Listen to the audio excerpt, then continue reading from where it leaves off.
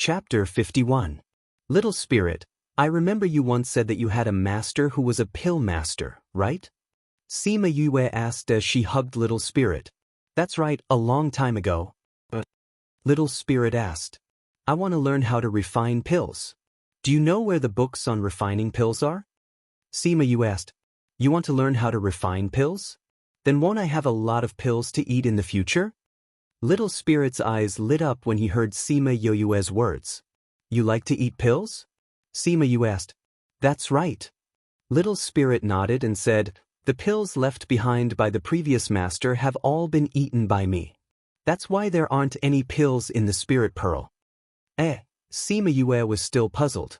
Since the previous master was a pill master, why was there not a single pill in the spirit pearl? So it turned out that this guy had eaten all of them. Master, I'll bring you to find the books. Little Spirit said as he pulled Sima Yue and disappeared from the spot. In the blink of an eye, they appeared in a room. Master, here are all books on refining pills. They were all collected by the previous master. I once heard him say that many of these books were from ancient times. There are also many lost pill recipes. Little Spirit said as he pointed to the books in the room. Sima Yue looked at the books in the room. It was filled to the brim with books. Even if it wasn't 10,000 books, there were at least 1,000 books. There are so many books. Do you know which ones are for beginners? Sima Yue asked. Little Spirit shook his head. He had never read these books before, so how would he know? Oh, right. Little Spirit thought of something and suddenly disappeared from the room. When he reappeared, there was a pill furnace in his hand. Master, this is the pill furnace left behind by the previous master. After you read the books, you can use this pill furnace to refine pills. If you need any medicinal ingredients, you can find them outside. The previous master collected many types of medicinal ingredients, and I have kept them all. It was the first time that Little Spirit was so passionate towards her. Sima Yue's mouth twitched. This guy seemed to have a special love for pills. Looking at the bookshelves in the room, she decided to find some books for beginners first. Hence, she read through all the books in the room and took out all the books suitable for beginners, then took a table and started reading. But it was these 3 steps that stumped tens of thousands of spirit masters. Refining was to extract the essence of all the medicinal herbs. To do this, one must be careful and patient. This step seemed simple, but every kind of medicinal pill had its own fusion sequence. When to fuse what medicinal herbs were fused, this was all very particular. It wasn't as simple as pouring all the essences together. Moreover, if he didn't control it well, it was very likely that the furnace would explode. Not only would the medicinal herbs be wasted, the alchemist might also be in danger. If the first 2 steps were successful, but if he couldn't form his core, then the most he could make would be a medicine. Although medicine also had an effect, compared to medicinal pills, the effect was 1,000 times worse. Forming the core was to wait for all the essences to fuse. Then, one had to channel their spiritual power into the pill furnace and condense the medicine into a pill. This step tested one's spiritual power. If one did not control it well, all their previous efforts would be wasted. Although pill refining seemed simple, there were very few people who could become pill masters. There were 2 important factors in pill refining: pill furnace and fire. Pill furnaces were easy to use. The better the pill furnace, the higher the success rate of pill refining. As for fire, there were several types. The fire of firewood, the life flame of spirit beasts, strange fire, and spirit fire. The first type was needless to say. The second type was the life flame of spirit beasts. When refining pills, the spirit beast would assist. Because of the contract, the master could quickly order the spirit beast to control the size of the flame. If it was a life contract, the master could even directly control the spirit beast's life flame. This was the flame that most pill masters used. However, this flame's level was not high, and the contracted spirit beast had to be a fire attribute spirit beast. The third type of flame was strange fire. This type of flame was born from heaven and earth and had spirituality. If one could subdue it, the success rate of pill refining would greatly increase. However, subduing this type of strange fire was very difficult. This was because one had to absorb the strange fire into one's body and refine it. If one was not careful, one would be devoured by the strange fire and be burned to death.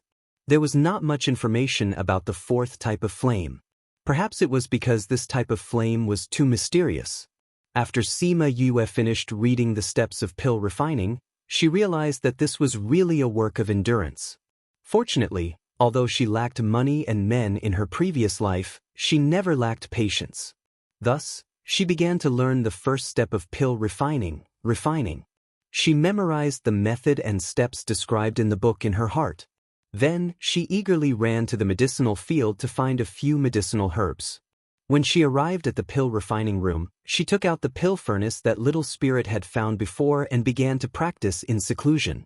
After 2 days, Sima Yue went out to dig for herbs. Other than that, she spent the rest of her time in the pill refining room. For a moment, the room was filled with sounds of banging and banging. The spirit beasts in the spirit pearl all ran outside the pill refining room and waited. "Master, can you refine pills?" Yaguang looked at the pill refining room and asked. "Of course." Little Roar, who was rolling on Yaguang's body, heard Yaguang's question and said with certainty, "Little Yu is so smart, she will definitely be able to refine them." Ling Long's body floated in the air with her legs crossed and her hands behind her head as if she was sleeping on a bed. "You must succeed. Then I will have a lot of sweet dodo to eat." Little Spirit said. "Sweet dodo? It's pills. I used to call them sweet dodo." Little Spirit said. "Pung."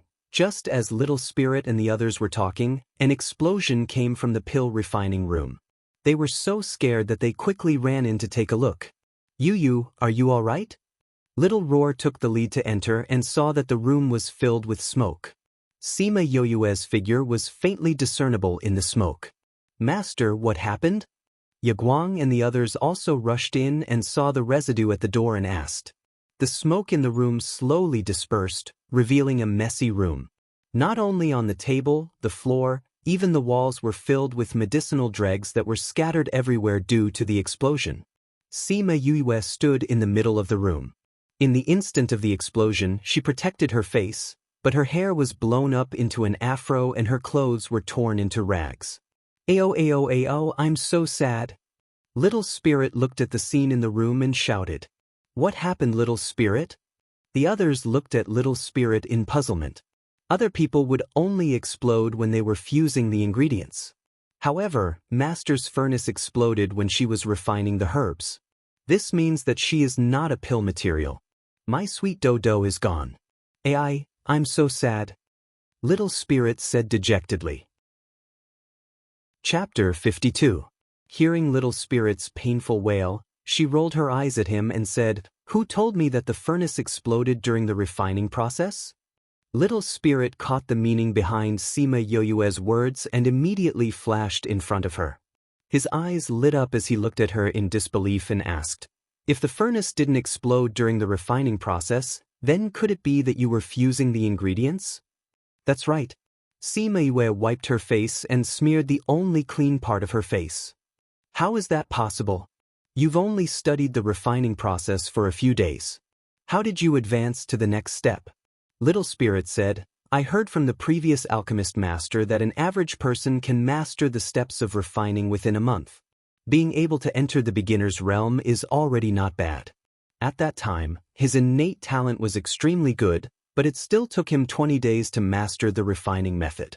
In such a short time, how could others take that long?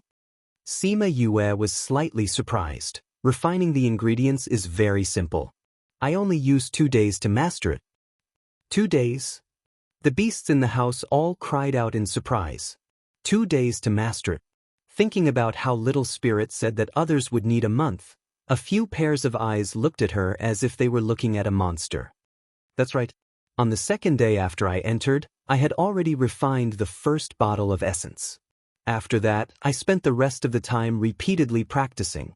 Sima Yue shrugged her shoulders and said, "After that, when I was studying the pill formula, I realized that the ingredients that I had refined before could be used to refine a type of pill. So I wanted to try it out. Everything was fine before, but when I was refining the last 2 ingredients, the furnace exploded. At this moment, Little Spirit was so excited that he couldn't speak. Only by fiercely hugging Sima Yoyue's shoulders could he express his excitement. After a long time, he said, "I thought that you were a trash in refining pills. So you're actually a genius." "No, you're a genius, ha. This way, I'll have candy to eat in the future. This is great." Sima Yoyue's mouth twitched. Did this guy think that she was a candy production machine?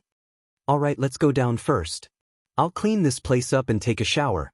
Then, I'll come back to investigate why the furnace exploded." Sima Yue said. No need, I'll clean up here." Little Spirit said with a flattering smile, "You just have to take a bath and think about the reason for the explosion." Of course, she was happy that someone was willing to help her. Thus, she asked him to get her a bathtub and happily took a bath. What went wrong? In the bathroom prepared by Little Spirit, Sima Yue was soaking in the bathtub. She leaned her head against the edge of the bathtub and looked at the ceiling. Her steps were definitely correct, and the order of putting the essence of the herbs was also correct. She was very sure of these 2 points, so the problem definitely did not lie in these 2 places. If that's the case, then it should be about the purity of the medicinal herbs and the control of the furnace's temperature. Sima Yue murmured, "It seems that I have to strengthen the practice of refining and control the temperature of each step of refining pills." After taking a bath, Sima Yue went to the pill refining room again. Seeing that the room had been cleaned up, she sighed at Little Spirit's quick actions. However, she forgot that this place was originally inside the Spirit Pearl. Little Spirit only needed to use his brain and this place would be restored to its original state. This time, she did not start immediately. Instead, she took out a pill refining book and read it. She repeatedly compared her refining steps to see if she had any shortcomings. After confirming that there were no problems, she began to refine the medicinal herbs. When she slowly calmed down, she found that the purity of her refining had increased by a lot. "Master, there's movement outside." Little Spirit suddenly appeared and said to Sima Yue, "Is grandfather coming out of seclusion?" Sima Yue asked. In order to prevent anything from happening, she asked Little Spirit to pay attention to the movements outside when she was studying pill refining again. "It should be," Little Spirit said.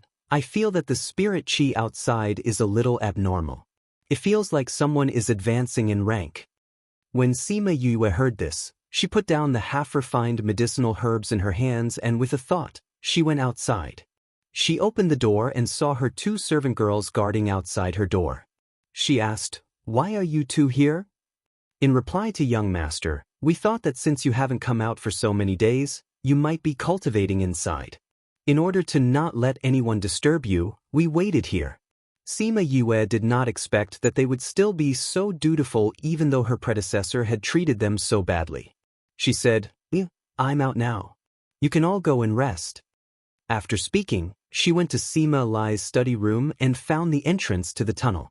She slowly groped her way down. When she reached the outside of the secret room, Sima Yue did not continue but stood guard here. Ever since her body was transformed by Qi Yen, she was much more sensitive to the spirit Qi in the air. Perhaps the people outside did not notice the changes in the spirit Qi in the air, but she could feel the endless fire spirit Qi gathering in the secret room. After half an hour, Sima Yue felt the flow of spirit Qi slowing down. She knew that her advancement had ended. Sure enough, very quickly, the door of the secret room slowly retreated into the walls on both sides. Sima Lai walked out from inside. "Grandfather." Sima Yue went up to him and said with a smile, "Congratulations, grandfather, for advancing to another level." This is all thanks to those 2 pills of yours." Sima Lai did not expect Sima Yue to be waiting for him here. He was stunned for a moment before he laughed loudly. "How did you know that I was coming out?" "I felt the spirit Qi in the air and guessed that grandfather had advanced successfully. That's why I came to pick grandfather up." Sima Yue said with a smile. "You can feel the spirit Qi when I advanced?" Sima Lai was a little surprised. If others could feel it too, then wouldn't it be impossible for him to hide the fact that he had advanced? "Grandfather, don't worry. No one else could feel it." Sima Yue said, "Before I came in, I asked Little Roar to set up a barrier. No one else could feel it. Little Roar? It's me, Grandfather. Little Roar came down from the secret passage and floated in front of Sima Lai with an expression that said, "Hurry up and praise me." Sima Lai was shocked. What kind of spirit beast was this? Not only could it speak, it could also set up a barrier? Previously, when he saw Sima Yue hugging it, he thought that it was a spirit pet that she had bought outside. Although Little Roar doesn't have any fighting ability now, he can still set up a barrier.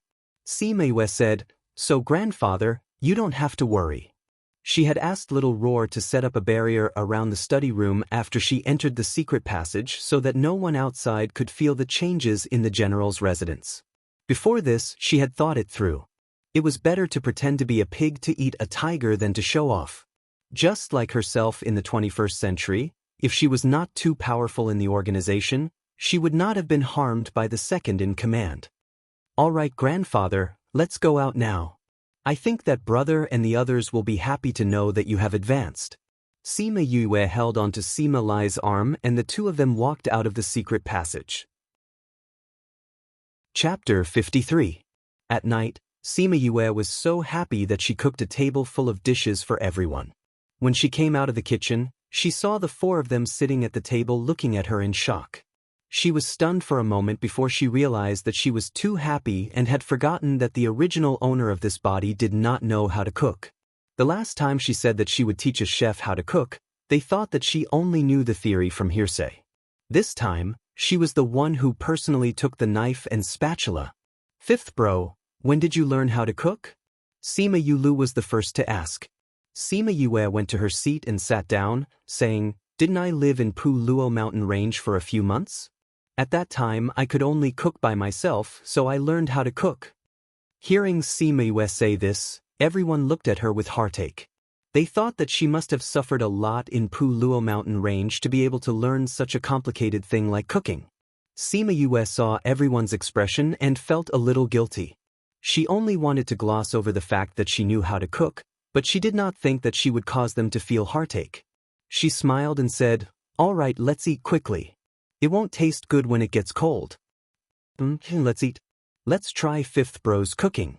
Oh, it's so delicious. Come, let's toast to Grandfather. Congratulations on his advancement. This is all thanks to the advancement pill that you brought back. When they talked about Sima Lai's advancement, everyone was in high spirits. They ate and drank until late at night. "Grandfather, I want to go to the academy tomorrow." After dinner, Sima Yue said, "You can decide on your own matters." Sima Lai patted Sima Yue's head. "When you go to the academy, do you want to find the person who harmed you to take revenge?" Sima Yue nodded and said, "I'm not the kind of person who will ask you if your hand hurts after you slap me. If you want to harm me, you must be prepared to receive my revenge." No matter what you want to do, Grandfather will support you. If you need anything from Grandfather and your brothers, just say the word." Sima Lai said. "I will." Sima Yue said with a smile. She looked in the direction of the academy with a devilish smile on her lips. She wondered how those people who thought she was dead would react when they saw her. After returning to her courtyard, Sima Yue shut herself in her room to cultivate. Although she really wanted to refine pills, she also knew that more haste, less speed. She didn't have enough practice in refining medicinal herbs. If she rashly tried to fuse them, she would only end up with the same fate as last time. Even if she managed to refine a potion or pill, the effect wouldn't be very good. Furthermore, the most important thing for her right now was to cultivate. Little Roar had said that she might be able to recover her memories when she reached the divine rank. She had only just become a spirit master, so she didn't know how long it would take for her to reach the divine rank. She had to make good use of her time. In the first month after Sima Yue's disappearance, everyone in the Capital Institute was still discussing the matter. They were guessing when the general's residence would come looking for trouble with the institute. But he didn't expect that not even a shadow of a person had come to the general's residence. More than a month later, everyone gradually lost interest in this matter. Very few people still remembered that trash. On this day, after the morning class, everyone ate lunch and went back to their own homes. Fatty Chu and Wei Ziqi returned. When they saw that the door was unlocked, they thought that Ouyang Fei or Bei Gong Tang had returned first. These two fellows, they ran away after class. I didn't see them in the canteen just now. So they rushed back. Fatty Chu said, "Yeah, ever since we ate the food that Yue cooked for us, we feel that the food in the canteen is disgusting." Wei Ziqi's face darkened when he mentioned Sima Yue. Yue. Fatty Chu's voice was a little hoarse. If there was anyone in the institute who would still talk about Sima Yue, it would probably only be the two of them. "What are you guys standing at the door for?" Bei Gong Tang's cold voice came from behind them, interrupting their grief. Wei Ziqi turned around and looked at Bei Gong Tang, saying, "You didn't go in? We thought that you had already gone back." "No, I went to the library." Bei Gong Tang took 2 steps forward and looked at the two of them suspiciously. Then she pushed the door open and went in. When will this Bei Gong Tang learn to smile? Every time I see her, she's always so cold. Fatty Chu sighed. Yeah, she'll definitely be beautiful when she smiles. Wei Ziqi said, "Are you guys here as door gods?" Ouyang Fei walked over from behind. Seeing that the two of them were standing at the door and not going in, he said something and entered the courtyard. After living here for a period of time, although they still didn't like to talk, they weren't as cold as when they first met. "Sigh, this fellow really..." Fatty Chu was halfway through his sentence when he suddenly turned around to look at Wei Ziqi. He saw that his eyes were also filled with shock. The two of them came back first and thought that the door to the courtyard was opened by Bei Gong Tang and Ouyang Fei. However, looking at it now, the two of them came back after them. Then the only one who could use the key to open the door was Sima Yue? That meant that she came back? The two of them hurriedly entered the courtyard. The moment they entered, they saw Ouyang Fei standing in the courtyard and Bei Gong Tang standing in front of Sima Yue's door. The door that had always been tightly shut was actually open today. They saw Sima Yue poke her head out of the house and smiled at the four of them. "You're all back. I'm just cleaning the house. No one has lived here for so long, so there's a thick layer of dust." Fatty Chu pointed at Sima Yue and couldn't say a complete sentence. You, when did you come back?" Sima Yue poked her entire body out and giggled. "I just came back." "Fatty Chu, you don't have classes in the afternoon, right? Come and help me clean up the house?" After that, she looked at Bei Gong Tang and the other two and said, "This house is too dirty. Moreover, it seems like it was smashed by someone. It's very messy. Why don't you guys come over and sit after I'm done cleaning up?" The four of them finally reacted. Wei Ziqi rolled up his sleeves and walked over, saying, "Since it's very messy, let's all help out." "Yes, I'll help too," Fatty Chu said as he walked over. Sima Yue saw that Wei Ziqi had taken the initiative to help and smiled. "All right, with your help, we can finish cleaning up even faster." However, what made her more surprised was that Ouyang Fei and Bei Gong Tang had also come in to help. Although the two of them still had cold faces, she thought that the two of them had facial paralysis, so she was very surprised that they had come to help. "You really look like someone had barged in," Fatty Chu said as he looked at the messy house. The 5 of them cleaned up together and very quickly, the house was tidied up. After that, Fatty Chu and Wei Ziqi sat together. Ouyang Fei leaned on the table and Bei Gong Tang leaned against the door. The 4 of them looked at her together. Chapter 54. How did you end up in the 4th teleportation array? Bei Gong Tang asked, hitting the nail on the head. Sima Yue smiled and took a sip of tea, saying, "Someone pushed me in." "You're saying someone wanted to harm you?" Fatty Chu jumped up. "Who is it? Let's go find her." Wei Ziqi pulled Fatty Chu down to sit, saying, "What's the rush? Let's hear what Yue has to say." "Mengting?" Ouyang Fei looked at Sima Yue. The only one who had a grudge with her was Mengting. It was no wonder that everyone had forgotten about her. Sima Yue shook her head, saying, "It's not her." "Not her? Then who would want to harm you?" Fatty Chu said, "I heard from others that very few people who went in came out alive." Thinking back to the skeletons she saw in the illusion array, it was true that they did not return. And if they were sent to Pu Luo mountain range like her, their chances of survival would be even slimmer. There are many people who want to harm me. Sima Yue said, but I believe that the person who pushed me in was not the mastermind. They were just instructed by someone else. What I want to find is the person behind them. The person behind them?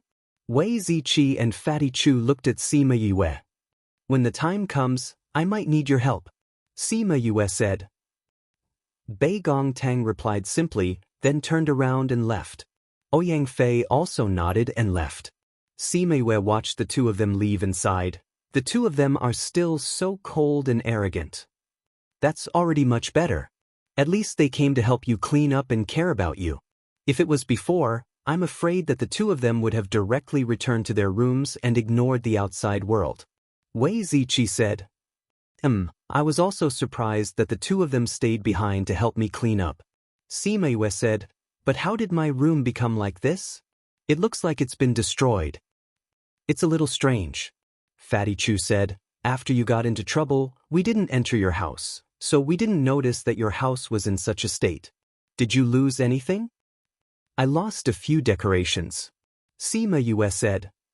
Then it should be when we went to class and someone barged in. Wei Ziqi said.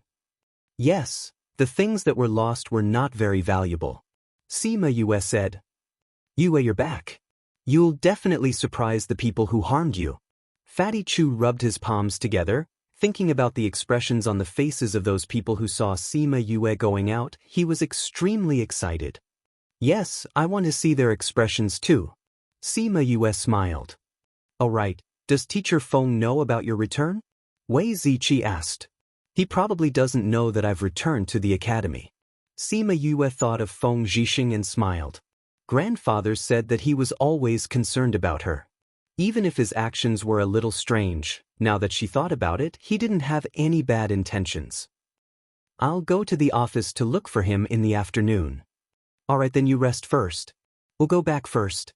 Fatty Chu and Wei Ziqi stood up and left together. Little Roar, who had been lying quietly on the table, opened his eyes and looked at Sima Yue, saying, These 4 people are really concerned about you. How do you know? Little Roar stretched his body and said, Who am I? I'm a divine roar, an auspicious beast. I'm the most sensitive to human emotions. Sima Yue smiled. She also felt it. This time, when she came back, their eyes were filled with shock and joy. Their first reaction was from the bottom of their hearts. Even Bei Gongtang had a flash of joy. Let's go upstairs and rest. After that, we'll go look for Teacher Feng. After she finished speaking, she picked up Little Roar from the table and went upstairs. There were no classes in the afternoon. Fatty Chu and the others were cultivating in their own rooms. Sima Yue went to Feng Zhixing's office alone. Knock knock. Feng Zhixing was meditating when he heard a knock on the door. He opened his eyes and said faintly, Come in. Sima Yue pushed the door open and entered. She bowed to Feng Zhixing and said, Teacher Feng, I'm here to report. You're preparing to come back to class? Feng Zhixing looked at Sima Yue and smiled as he gestured for her to sit on a chair at the side. Yes, I've already settled the matters at home. That's why I'm back to class. Sima Yue looked at the chair and chose to continue standing. When she faced Feng Zhixing, she always had the feeling of looking up at Mount Tai. She knew that the person in front of her was very strong. As her strength increased, this feeling became stronger and stronger. Okay, then we'll start classes as usual tomorrow. Feng Zhixing nodded and did not say anything else. If there's nothing else, I'll leave first. Sima Yue said. Wait a moment. Feng Zhixing stopped her. The principal knows that you're back and is curious about where you were sent to. He wants you to go see him after you're back. Come with me. After Feng Zhixing finished speaking, he brought Sima Yue to the principal's office. This was Sima Yue's first time meeting the principal. Sima Lai told her that he was good friends with the principal and that she could look for him if she needed anything.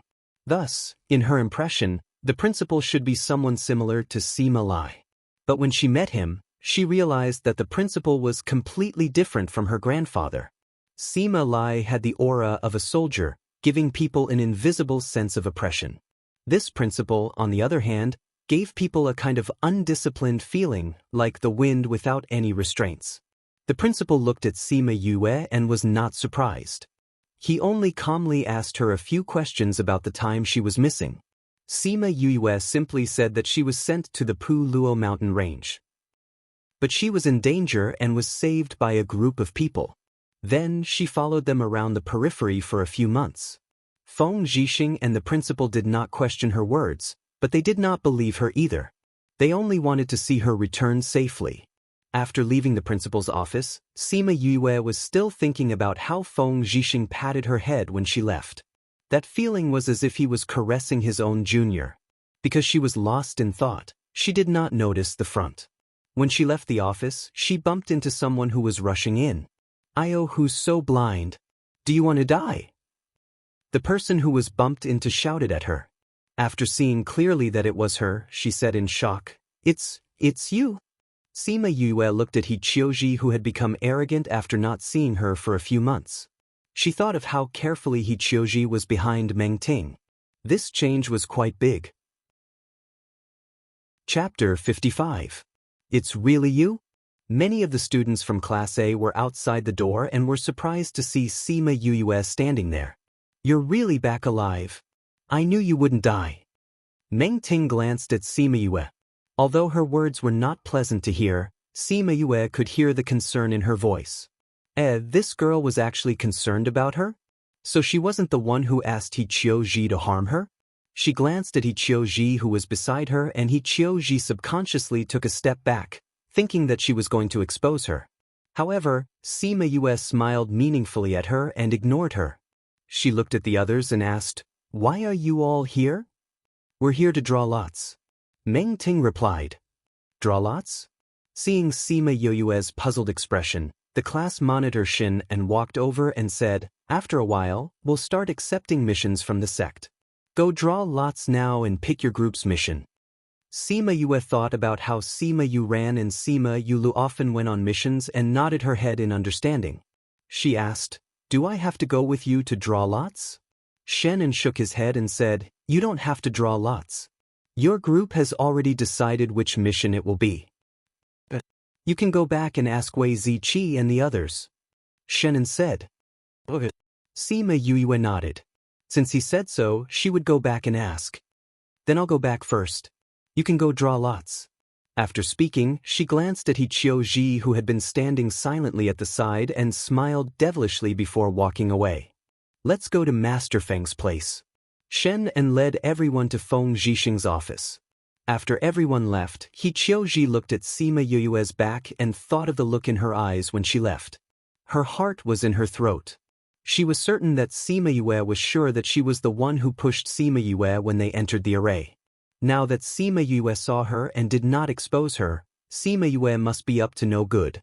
Thinking about the general's residence behind Sima Yue, she was so scared that she broke out in cold sweat. If Sima Yue came to seek revenge, she would definitely not be able to deal with her. No, he had to look for them to protect him. In just a moment, He Qiuji's heart had already turned a few twists and turns. "Qiuji, why haven't you come yet?" Meng Ting saw that He Qiuji was still standing there and called out, "Coming." He Qiuji lifted her skirt and chased after him. Sima Yue returned to the courtyard and went straight to Fatty Chu's house. "Fatty Chu, Fatty Chu." Sima Yue knocked on Fatty Chu's door as Wei Ziqi opened the door and came out. "What happened?" You didn't go out?" Sima Yue looked at Wei Ziqi and said, "It's the same if you're here. I have something to ask you all."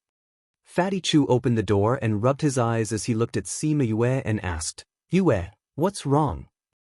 Sima Yue glanced at Wei Ziqi before entering Fatty Chu's house with Wei Ziqi following behind.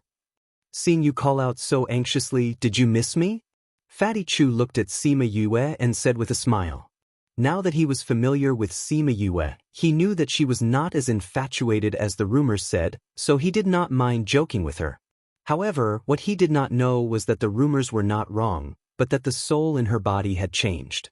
Sima Yue found a stool and sat down, saying, "When I went to find Teacher Feng just now, I met Shen and the rest at the entrance of the teaching block.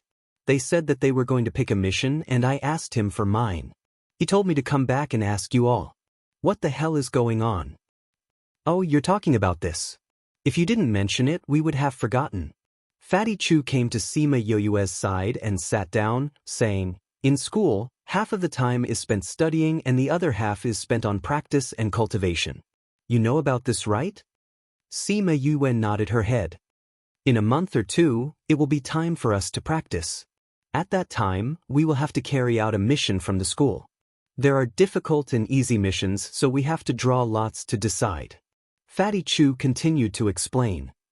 "Then why don't I need to draw lots?" Sima Yue saw that everyone else had gone but she did not and felt that it was a little strange. Cough cough. "Because this mission is divided into groups, one dorm for one group, so you are in our group."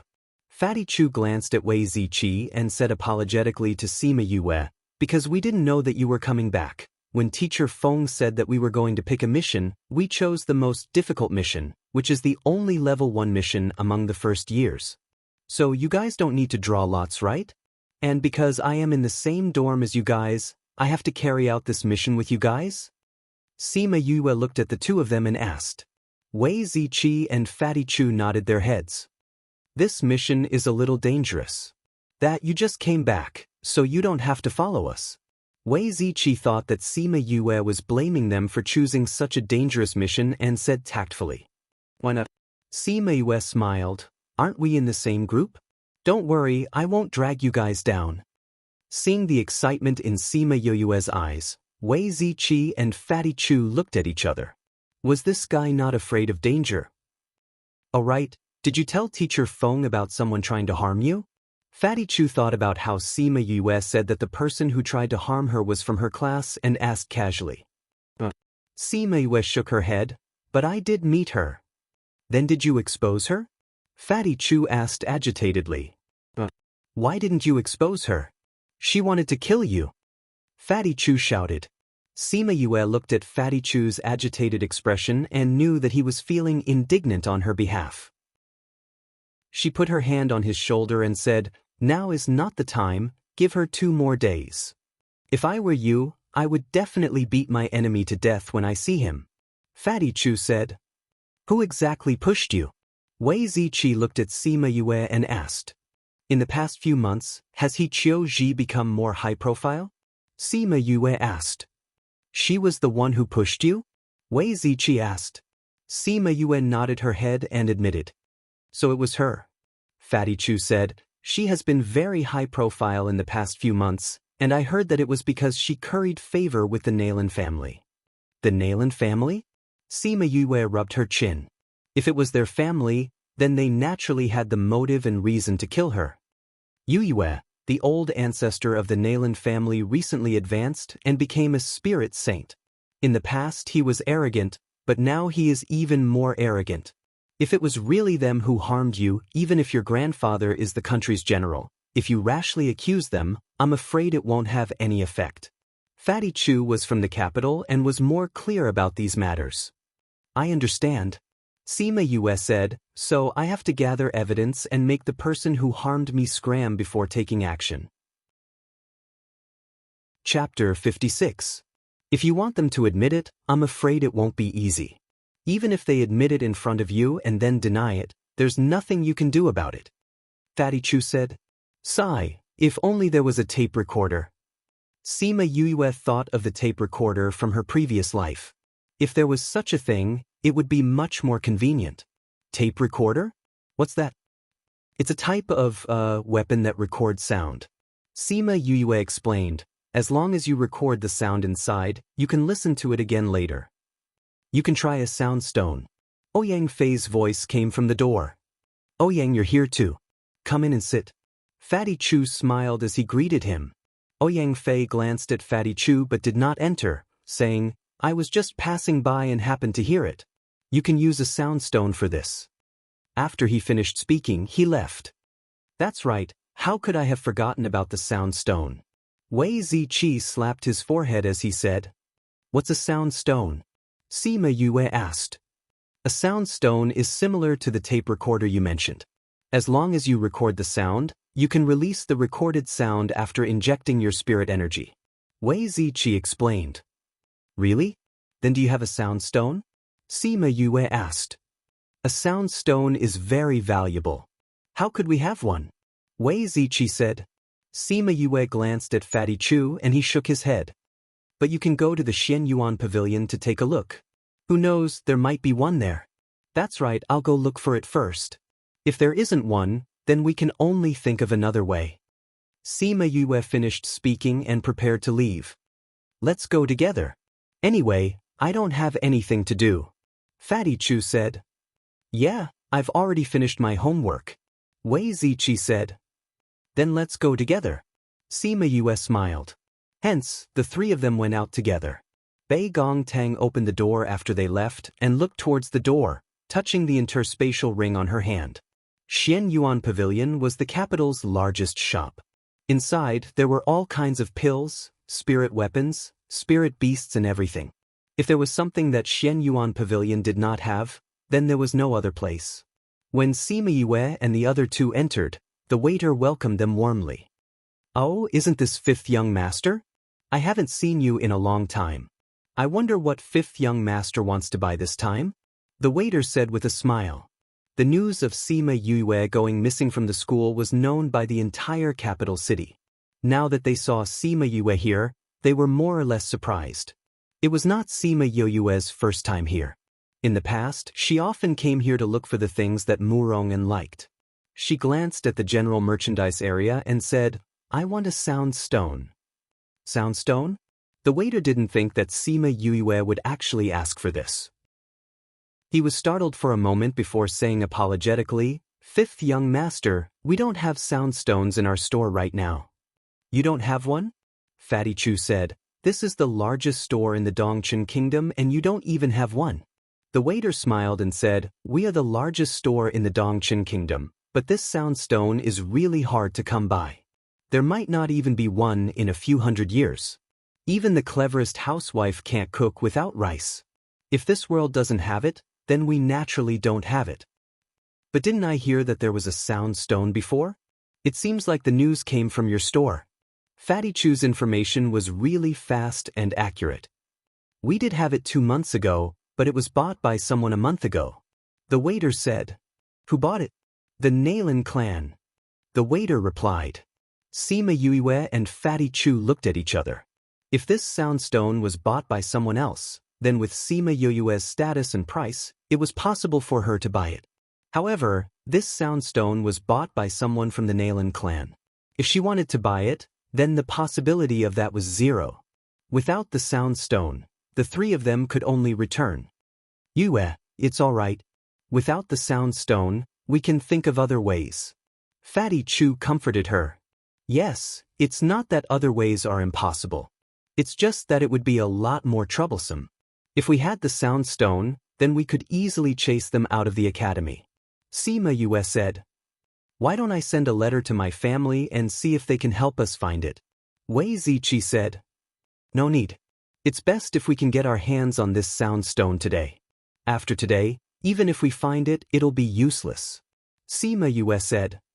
Why today? Fatty Chu did not understand. Because tonight, He Chiu Ji will be looking for that person. Sima Yue said. Seeing that Fatty Chu and Wei Ziqi were a little disappointed, she smiled. It's all right. Although tonight is the best opportunity and it would be a pity to miss it, there are still other ways. Don't look so down. Yes, if you need anything, just tell us directly. Fatty Chu said. I will.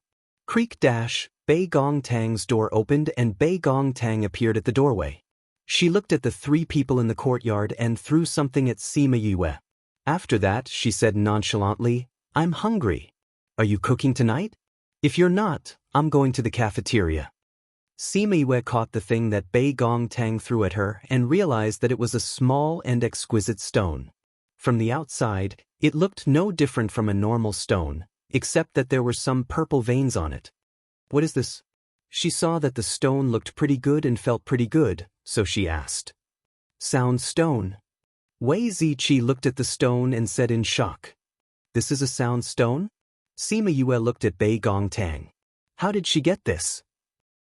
On the way back, Little Roar said disdainfully that there was nothing in this world. In the place where they used to live, this sound stone was simply something that was thrown on the streets and not picked up. Now, the entire country did not even have one. It was too poor, too poor.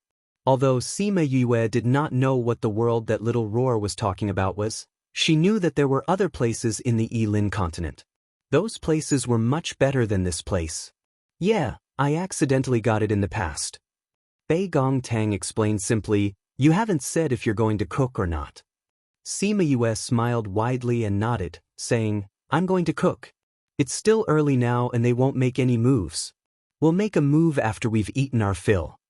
After she finished speaking, she kept the sound stone in her interspatial ring and went into the kitchen.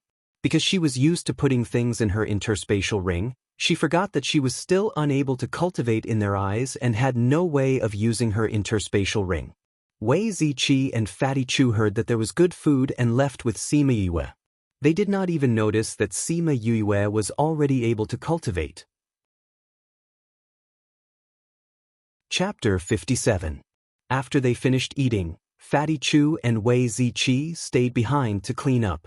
Just as they finished washing the dishes, Sima Yue received news from Little Roar that He Qiuji had left the house. It was almost midnight. For He Qiuji to leave the house at this time, it was obvious what she was going to do.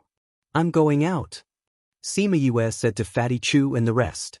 Did He Qiuji leave the house? Fatty Chu asked. Sima Yue nodded. Then let's go, Wei Ziqi said as he took off the aprons that Sima Yue had prepared for them. It was their first time wearing this and the two boys were not used to it. However, they did not want to dirty their clothes. Since they were in their own courtyard, it did not matter. Sima Yue did not say anything and brought the two of them out. Following Little Roar's instructions, the three of them groped their way to the academy's lake. Yue, how did you know they were here? Fatty Chu asked when he saw Sima Yue running towards them. Sima Yue did not reply and Little Roar flew over. Seeing Little Roar, the two of them understood that Sima Yue had sent Little Roar out to spy on He Qiuji. Yu, only that bad woman has come out. No one else has come yet.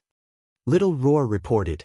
Hearing Little Roar speak, the other two stared with their eyes wide open. They had always thought that Little Roar was Sima Yue's pet. Now that they thought about it, it was at least a holy beast. Sima Yue hugged Little Roar and said to Fatty Chu and Wei Ziqi, let's find a place to hide first. The person behind He Qiuji might be here soon. The three of them saw a fake mountain not far from the pavilion by the lake. They slowly crept behind the fake mountain and waited with He Qiuji in the pavilion. He Qiuji kept looking out of the pavilion and anxiously paced back and forth. After a while, a figure slowly walked over. Miss Nailin, you finally came. He Qiuji saw the person coming and greeted her. Nailin Lan glanced at the anxious He Qiuji and walked straight to the pavilion to sit down. Then she asked, tell me, why did you call me out so late? Sima Yue never thought that the person behind He Qiuji was actually Nailin Lan, the woman who watched the original Sima Yue get beaten to death with Murongan. It was obvious that Nailin Lan's appearance had shocked Fatty Chu and Wei Ziqi. They had never thought that the person who wanted to harm Sima Yue would actually be Nailin Lan, who they had no relations with. Miss Nailin, I called you out because I had no other choice, He Qiuji said as she knelt down. She looked at Nailin Lan and said, Miss Nailin, save me. He Qiuji's words pulled the thoughts of the three people behind the fake mountain back to reality. Sima Yue took out the sound stone and poured her spiritual energy into it. When the purple veins on the sound stone felt the spiritual energy, it was as if they were alive. They started to move around the stone, scaring Sima Yue so much that she almost threw it away. Fatty Chu and Wei Ziqi then realized that Sima Yue had used her spatial ring. Seeing her use her spiritual energy to move the sound stone, the two of them were even more shocked than when they saw Nailin Lan. Fatty Chu wanted to say something but his mouth was covered by someone. Wei Ziqi shook his head at Fatty Chu, indicating that he should not say anything. Although he was also shocked, if he were to make a sound, it would definitely disrupt Sima Yue's plans. Fatty Chu blinked, indicating that he understood. Only then did Wei Ziqi put down his hand. Sima Yue looked at Wei Ziqi gratefully before turning around to look at the two people in the pavilion. Save me? Nailin Lan looked disdainfully at He Qiuji who was kneeling on the ground. This kind of person did not have any value in her eyes. However, because she had helped her to get rid of Sima Yue, she had reluctantly allowed her to follow her. Tell me, who did you offend this time? It's Sima Yue. She's back. Hichioji said. Sima Yue? Hearing Sima Yue's name, Nalan Lan was shocked and said, You're saying that she's back? Yes, I saw her in the school building today. She's alive and well, not dead at all. Hichioji thought of the way Sima Yue looked at her and shivered. How can that be? Are you sure it's her? Seeing that Hichioji did not seem to be lying, she was extremely shocked. It's really her. Hichioji said with certainty, Miss Nalan, you said that entering the fourth teleportation array would mean certain death. That was why I believed you and pushed her in. However, she's back now and wants to take revenge on me. That look in her eyes makes people's hair stand. She said that she's going to take my life. Miss Nalan, you have to save me. You were the one who told me to do that. As she said that, she reached out to grab Nalan Lan's clothes, seeking a sense of security. Nalan Lan slapped Hichioji's hand away and said, What are you panicking for? Even if that trash is back, what can she do to us? She saw me push her into the fourth teleportation array. She'll definitely take revenge on me. Hichioji said. The school prohibits students from killing each other. Once discovered, you'll be expelled immediately.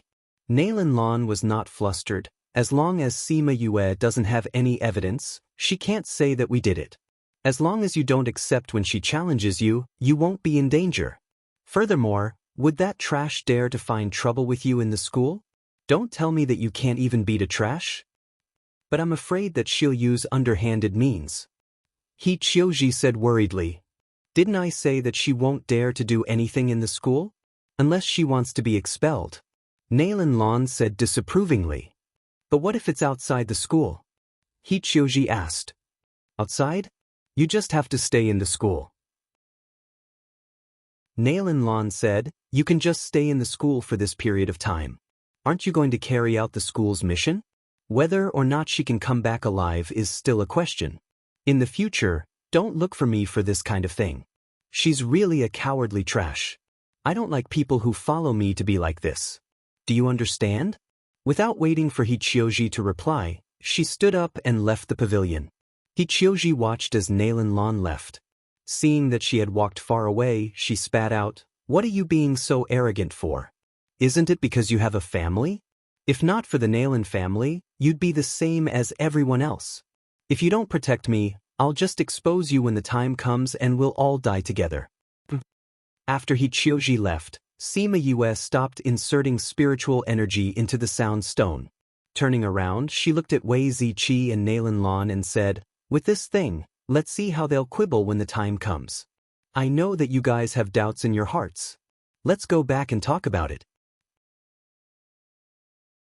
Chapter 58. She took out the sound stone and inserted some spirit energy into it before placing it on the table. The purple veins on the sound stone flowed and very quickly, Hichioji and Nalan Lan's conversation by the lake could be heard. Once the conversation ended, the sound stone dimmed again. This is indeed very mysterious. Sima Yue's eyes lit up when she heard it. She never thought that this stone would be so powerful. However, she had another question in her heart. This sound stone was so rare that even Xian Yuan Pavilion did not have it. How did Bei Gong Tang have it? Yue, shouldn't you answer our question now? Fatty Chu's voice pulled Sima Yue back from her thoughts. She looked at them suspiciously and asked, What question? Is it the matter of you being able to cultivate? Fatty Chu glanced at the interspatial ring on her hand. That ring was really unremarkable. If they did not know that it was an interspatial ring, most people would not think that it was an interspatial ring. You can use the interspatial ring and insert spirit energy into the sound stone. This means that you are now a spirit master. That's right, I am now a spirit master. Sima Yue admitted. But weren't you unable to cultivate? Wei Ziqi and the others might not know, but Fatty Chu was a native of the capital and knew Sima Yue's background. Yeah, I was unable to cultivate in the past. Sima Yue said, but when I went missing this time, I had a fortuitous encounter and my blocked meridians were opened. Thus, I was able to cultivate. Really? Fatty Chu's eyes widened. He never thought that her disappearance would actually turn misfortune into fortune. Not only did she come back alive, she could even cultivate. Sima Yue nodded her head and said, but it's hard for me to say the specifics. In any case, this is the result. Currently, other than my family, only the two of you know about this. You have to help me keep this a secret. But Fatty Chu did not understand. It's a good thing that you can cultivate. Why don't you let others know? If those people knew that you could cultivate, they wouldn't call you trash anymore. I don't care what others say. Sima Yue said, but if others know that I can cultivate, I'm afraid there will be some unnecessary trouble. Fatty Chu knew that Sima Yue was talking about the Nayland family. The last time he returned home, he had heard that the conflict between the general's residence and the Nayland family had become even more intense. Because they knew that Sima Yue was a trash, they hadn't targeted her yet. If they knew that she had the ability to cultivate, they would probably make a move on her. All right, we definitely won't tell anyone about this. Fatty Chu nodded his head seriously. Wei Ziqi also nodded in agreement. Sima Yue smiled and said, thank you both. What are you thanking me for? Wei Ziqi said, we are friends, so of course I have to keep your secret. Originally, I didn't want you to go on this mission because it's a little dangerous. Although you can cultivate now, your level shouldn't be high. If you go, you might be in danger. However, for cultivators, this was a rare opportunity to practice. So you should consider whether you want to go or not. When Sima Yue heard Wei Ziqi say that her level wasn't high, she only smiled and didn't refute. His words didn't have any intention of mocking her. Normal people wouldn't think that she could cultivate to such a high level in such a short period of time. Furthermore, he was also thinking for her sake. Since it's a team mission, I naturally have to go. Sima Yue said, but don't worry, I won't drag you guys down. We aren't afraid that you'll drag us down, but this mission is dangerous. If we can't take care of you when there's danger, then you might lose your life. Fatty Chu said. I understand. Sima Yue said, I really cherish my life. Don't worry. Since you've decided, that's good. Wei Ziqi didn't say anything else. He looked at Sima Yue and said, then when do you plan to reveal the true faces of these two people? Sima Yue looked at the sound stone on the table and smiled evilly, saying, for this matter, the sooner the better. Otherwise, my eyes will hurt when I look at them. That Nayland clan is indeed rather arrogant in the academy. If you were to cause their clan's genius to be chased out of the academy, they would definitely explode in anger.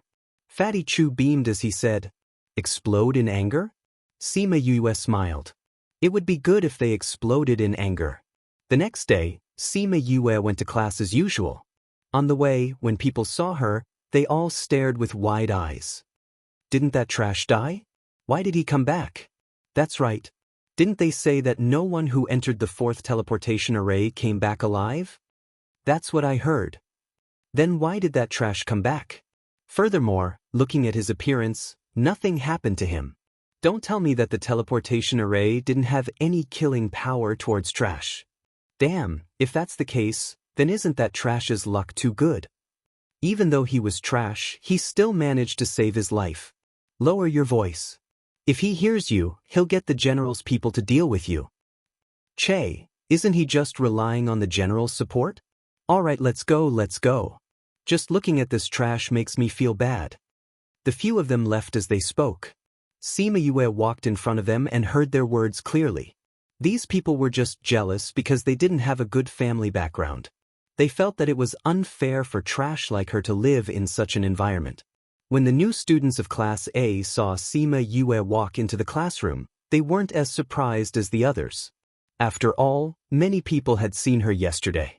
Sima Yue saw He Qiuji the moment she entered the classroom. Seeing that she was also looking over, He Qiuji gave her a meaningful smile. She was so scared that she immediately lowered her head. She sat in the last row with Bei Gongtang. Her seat was still clean and there wasn't even a speck of dust. I don't like dirty seats next to me. Bei Gongtang explained simply, then took out her textbook and started reading. Thank you. No matter what, The other party had helped her clean her desk. She still had to thank them. You guys went out last night. Have you settled everything? Bei Gongtang's gaze was still on her book. However, thinking about how Sima Yue had looked at He Qiuji just now, she knew that there would be a good show coming up. She didn't know why, but when she saw Sima Yue, she always felt a sense of familiarity. She would also subconsciously pay attention to her matters. This was something that had never happened in her previous life. In the past, she only wanted to become stronger and return to that place to take revenge on those people. Now that she was actually concerned about other people's matters, she felt that it was strange. Chapter 59. This lesson was about geography, and it just so happened that the Pu Luo mountain range was covered. After explaining the terrain, the teacher began to talk about the spirit beasts in the mountain range. The entire lesson was focused on explaining the characteristics of the spirit beasts and so on. Sima Yue listened attentively. If she wanted to survive in this world, she had to understand it well. Furthermore, she had seen some of the spirit beasts in the Pu Luo mountain range before, so it did not sound too boring. Especially since the teacher's words were very practical. If she had known these things before she went to the Pu Luo mountain range, it would not have been as difficult to deal with the spirit beasts as before. She and Bei Gongtang listened attentively, but that Fatty Chu and Wei Ziqi's minds were not here. They were also absent-minded as they listened to the lesson. With great difficulty, they managed to endure until the end of the lesson. The moment the teacher left, the two of them glanced at Sima Yue and immediately ran out. One of them went to look for Feng Zhixing, while the other ran towards the school's plaza. Before leaving, Wei Ziqi even shouted towards the classroom, "If you want to watch the show, go to the school's plaza." Being shouted at by Wei Ziqi without rhyme or reason, everyone's curiosity was piqued and they all went to the school's plaza. He Qiuji saw that everyone had left and sat in her seat without moving. She had a premonition that this show had something to do with her. "Let's go." Sima Yue and Bei Gongtang were waiting at the back of the classroom. Seeing that everyone had left and He Qiuji was still sitting in her seat, they stepped forward and said, I'm not going." He Qiuji said, "I still have some things to do." "Yes, I still have some things to do. I'll leave first." After speaking, she stood up and wanted to leave. Sima Yue grabbed her collar and said, "You are one of the main characters today. If you don't go, then wouldn't this show be incomplete? Let's go." "Sima Yue, let go of me." When He Qiuji heard Sima Yue say this, she was even more unwilling to go. She twisted her body in an attempt to break free from her grip. But no matter how she tried to move, she was still held tightly. Sima Yue saw that He Qiuji was being restless and grabbed her hand. Shi Qiuji's hand pulled her hand back. Shi Yue was in pain, and she scolded, "Sima Yue, what are you trying to do? Aren't you afraid of being expelled from the academy?" Sima Yue's hand tightened. "Sima Yue, you think that I would deal with you in private? I will not give Nailin Lan an excuse to expel me from the academy. You Yue Sima." He Qiuji looked at Bei Gongtang, who was standing at the side, and gave up resisting.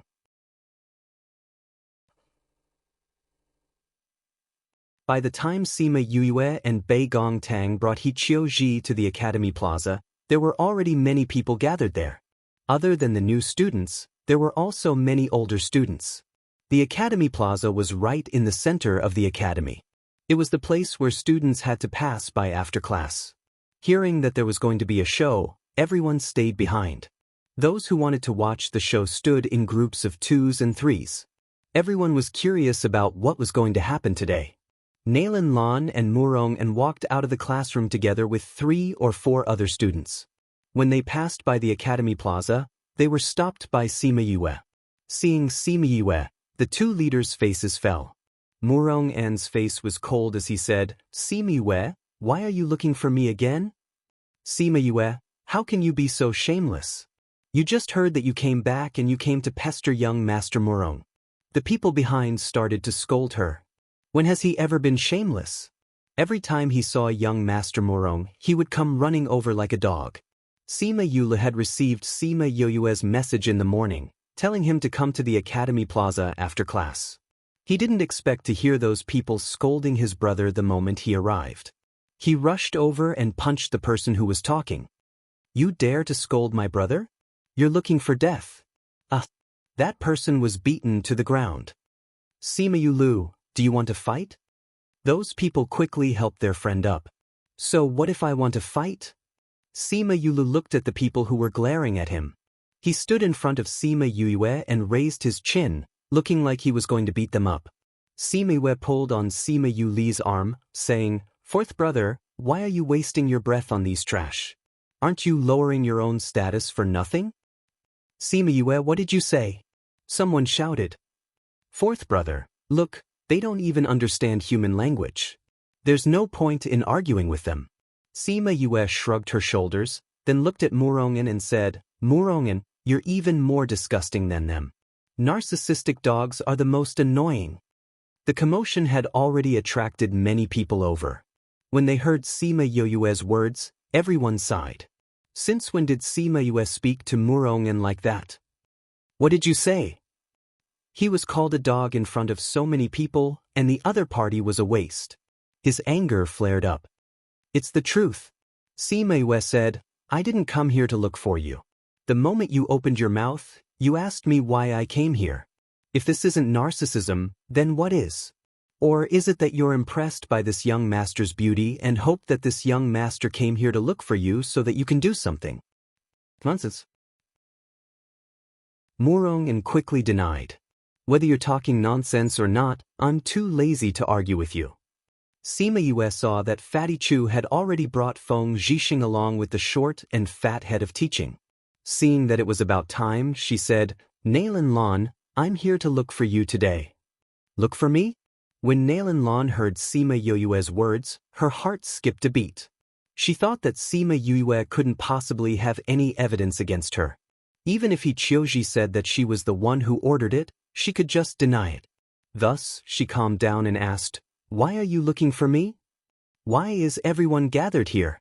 Also, who did you say called us here?" The head of teaching looked at the crowd and asked with a frown. "Head of teaching, I was the one who asked someone to invite you here." Sima Yue took 2 steps forward and said, "I have something that I want the academy to decide for me." Seeing Sima Yue, the head of teaching's eyes flashed with disdain and disgust. However, he still asked, "What's the matter?" "The last time when I was choosing the spirit beast eggs, I was framed by someone and was pushed into the 4th teleportation array. This is something that everyone knows. Now that I've found the person who framed me, I wanted to take revenge on them directly. However, I thought of the Academy's rule that no one is allowed to harm other students, so I specially asked the Academy to decide for me." "Who was it?" The head of teaching had yet to speak when Feng Zhixing asked first. He had always been suspicious. Out of so many people, why was she the only one who was pushed into the 4th teleportation array? So it was someone who framed her. Thinking about how she almost didn't make it back, his cold eyes flashed with coldness. Sima Yue glared fiercely at the people around him. Since she was here to say it, the person who framed her must be here. Thinking that someone actually dared to frame Sima Yue, his face was filled with uncontrollable rage. Chapter 60. Fourth brother, don't be agitated. I believe that the Academy will uphold justice. Sima Yue patted Sima Yuli's shoulder, then looked at Chioji who was trembling with fear. She then looked at Nailin Lan who had a confident expression on her face and said, "Nailin Lan, why did you want to harm me?" Sima Yue's words caused an uproar in the quiet square. Everyone looked at Nailin Lan in disbelief. She was the one who caused Sima Yue's death. "Sima Yue, don't talk nonsense. When did I harm you?" Nailin Lan immediately denied. "You went missing when the freshmen were choosing the beast eggs. I'm a senior, how could I harm you? I didn't go to the cave with you." The head of teaching nodded and said, "What Nailin Lan said is right. She's not a new student, how could she possibly harm you?" Sima Yue saw that the dean was going to side with Nailin Lan. She didn't go, but she got someone else to do it. Right, Chioji? You wouldn't push me to the 4th teleportation array for no reason, right?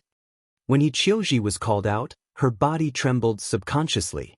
She raised her head and saw that everyone was looking at her. She stuttered and couldn't speak. Nalan Lan looked at Hichioji and said to the head of teaching, "Sir, I really didn't want to hurt Sima Yue. If she tells Hichioji to say that I ordered her to do it, I won't be able to defend myself."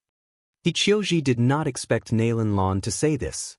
She looked at her in shock, anger and helplessness flashed across her eyes as she said, "Miss Nalan, you were the one who told me that entering the fourth teleportation formation would lead to certain death.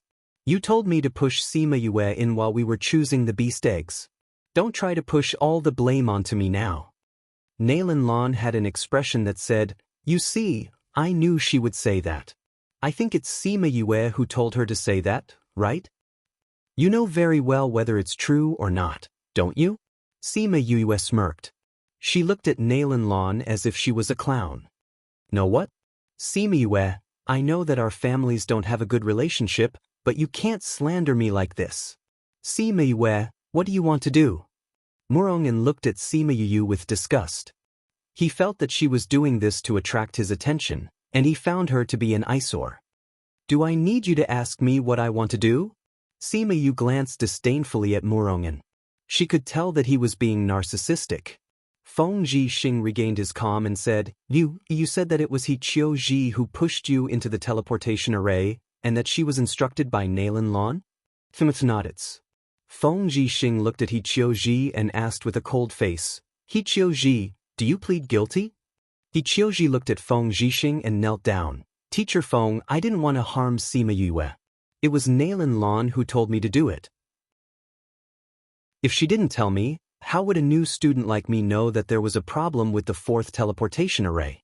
Nalan Lan wasn't the only one who knew that there was a problem with the teleportation array.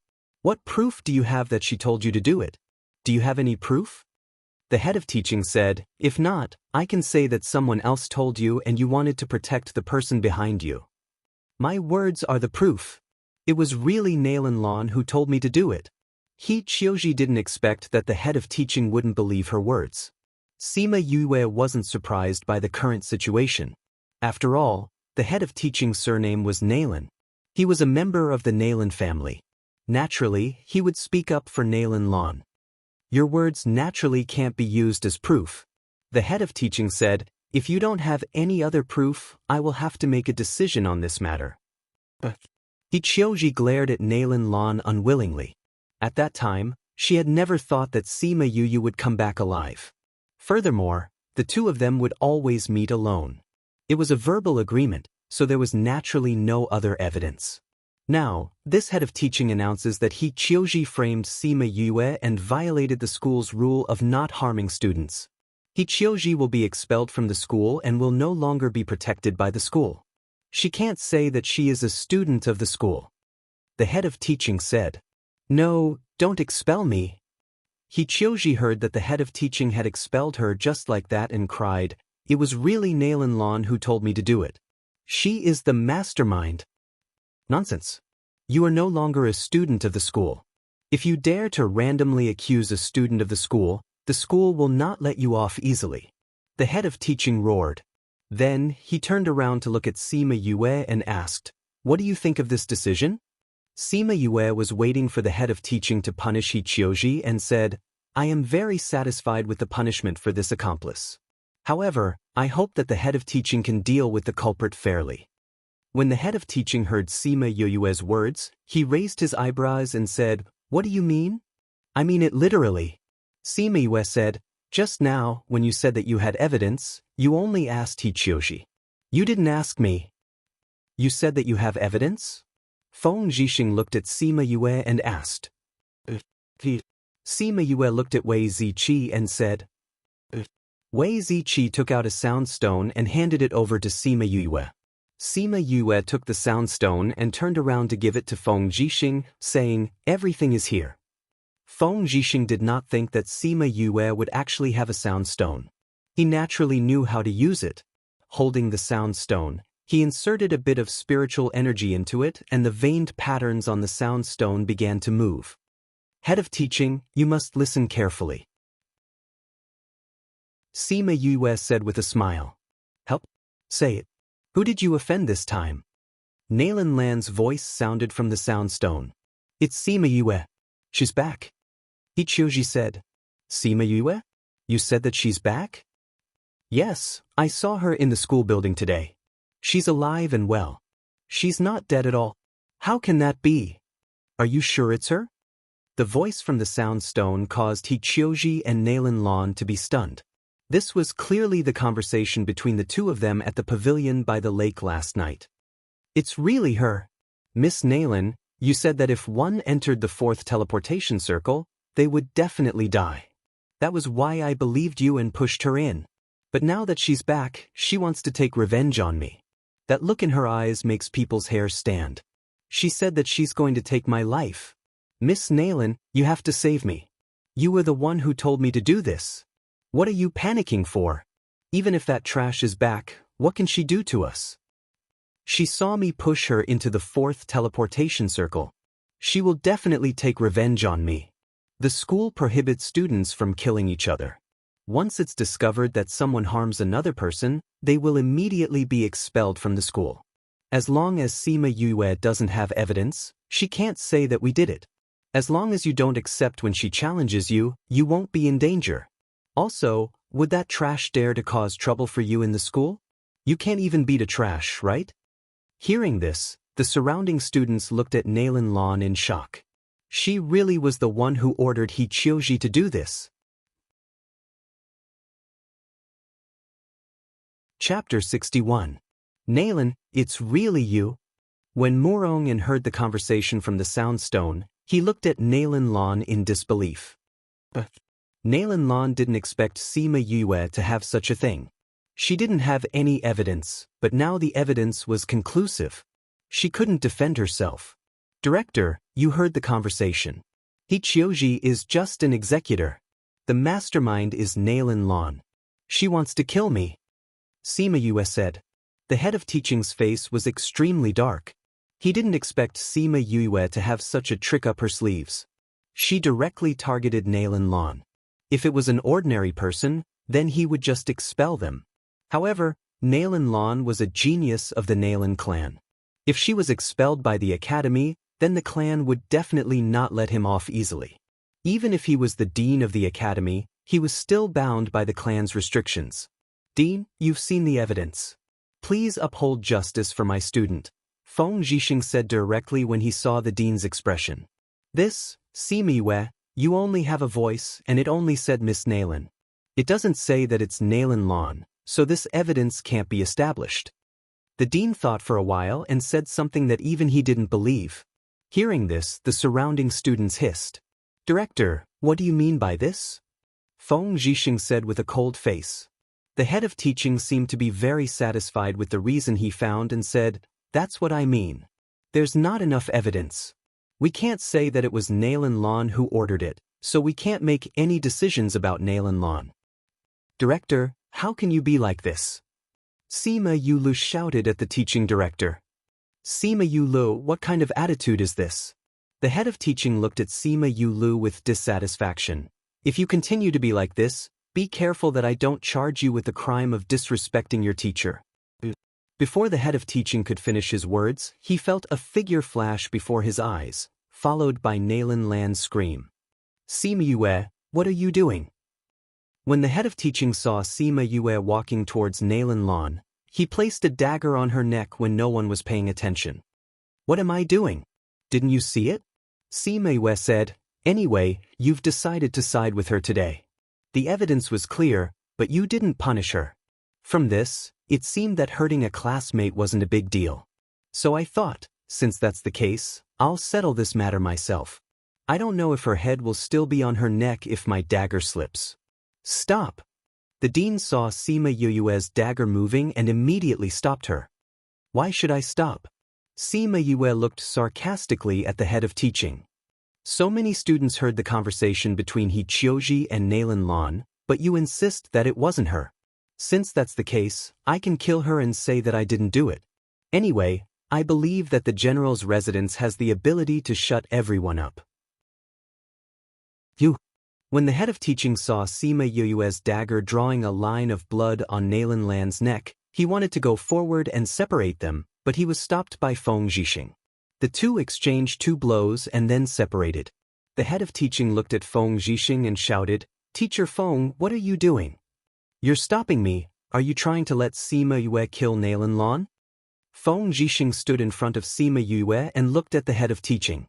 He said, "I think Yue is right. Since you're not willing to uphold justice for my student, then let her settle it herself. When she's done, I'll punish her." When Sima Yue heard Feng Zhixing's words, she almost laughed out loud. What did he mean by, "when she's done, I'll punish her"? When Nalan Lan died, he would at most expel her from the school.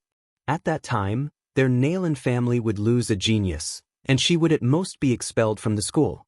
Moreover, she was certain that the head of teaching wouldn't dare to let her really hurt Nalan Lan, or else he wouldn't be able to answer to the Nalan family.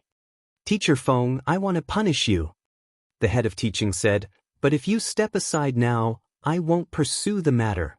The head of teaching didn't know Feng Zhixing's strength, he only knew that he was someone the principal valued, so he didn't want to have a direct confrontation with him. From his point of view, Feng Zhixing was offending his superiors and obstructing him from enforcing the law. Giving him a chance was already not letting him down. However, Feng Zhixing didn't intend to accept his kindness. "Since you can't uphold justice, then I naturally can't believe what you're saying now," Feng Zhixing said seriously, "so, today I won't let you hurt my student. If you want to punish me, then punish me." "Sima Yue, do you know what kind of ending you'll face if you dare to hurt Nalan Lan?" The head of teaching saw that Feng Zhixing didn't move, and Sima Yue's dagger could take Nalan Lan's life at any time, so he turned around and said to Sima Yue, "Isn't it just being expelled?" Sima Yue smiled evilly, "But before I'm expelled, I'll have a good time first." After saying that, she waved the dagger and prepared to cut Nalan Lan's neck. The surrounding people were shocked by Sima Yue's actions, and the head of teaching even shouted. Just as Sima Yue's dagger was a centimeter away from Nalan Lan's neck, a terrifying pressure came from the school building. That pressure caused everyone present to be unable to move. Only Feng Zhixing turned around to look at the source of the pressure. That was the head of teaching's office. The head of teaching's window opened, and a figure flew out and landed on the square. Seeing Sima Yue and Nalan Lan, he walked over and pulled Nalan Lan away from Sima Yue. After that terrifying pressure dissipated. "Everyone else, disperse. The few of you, come to my office." The old head of teaching looked at Sima Yue and the others and left with his hands clasped behind his back.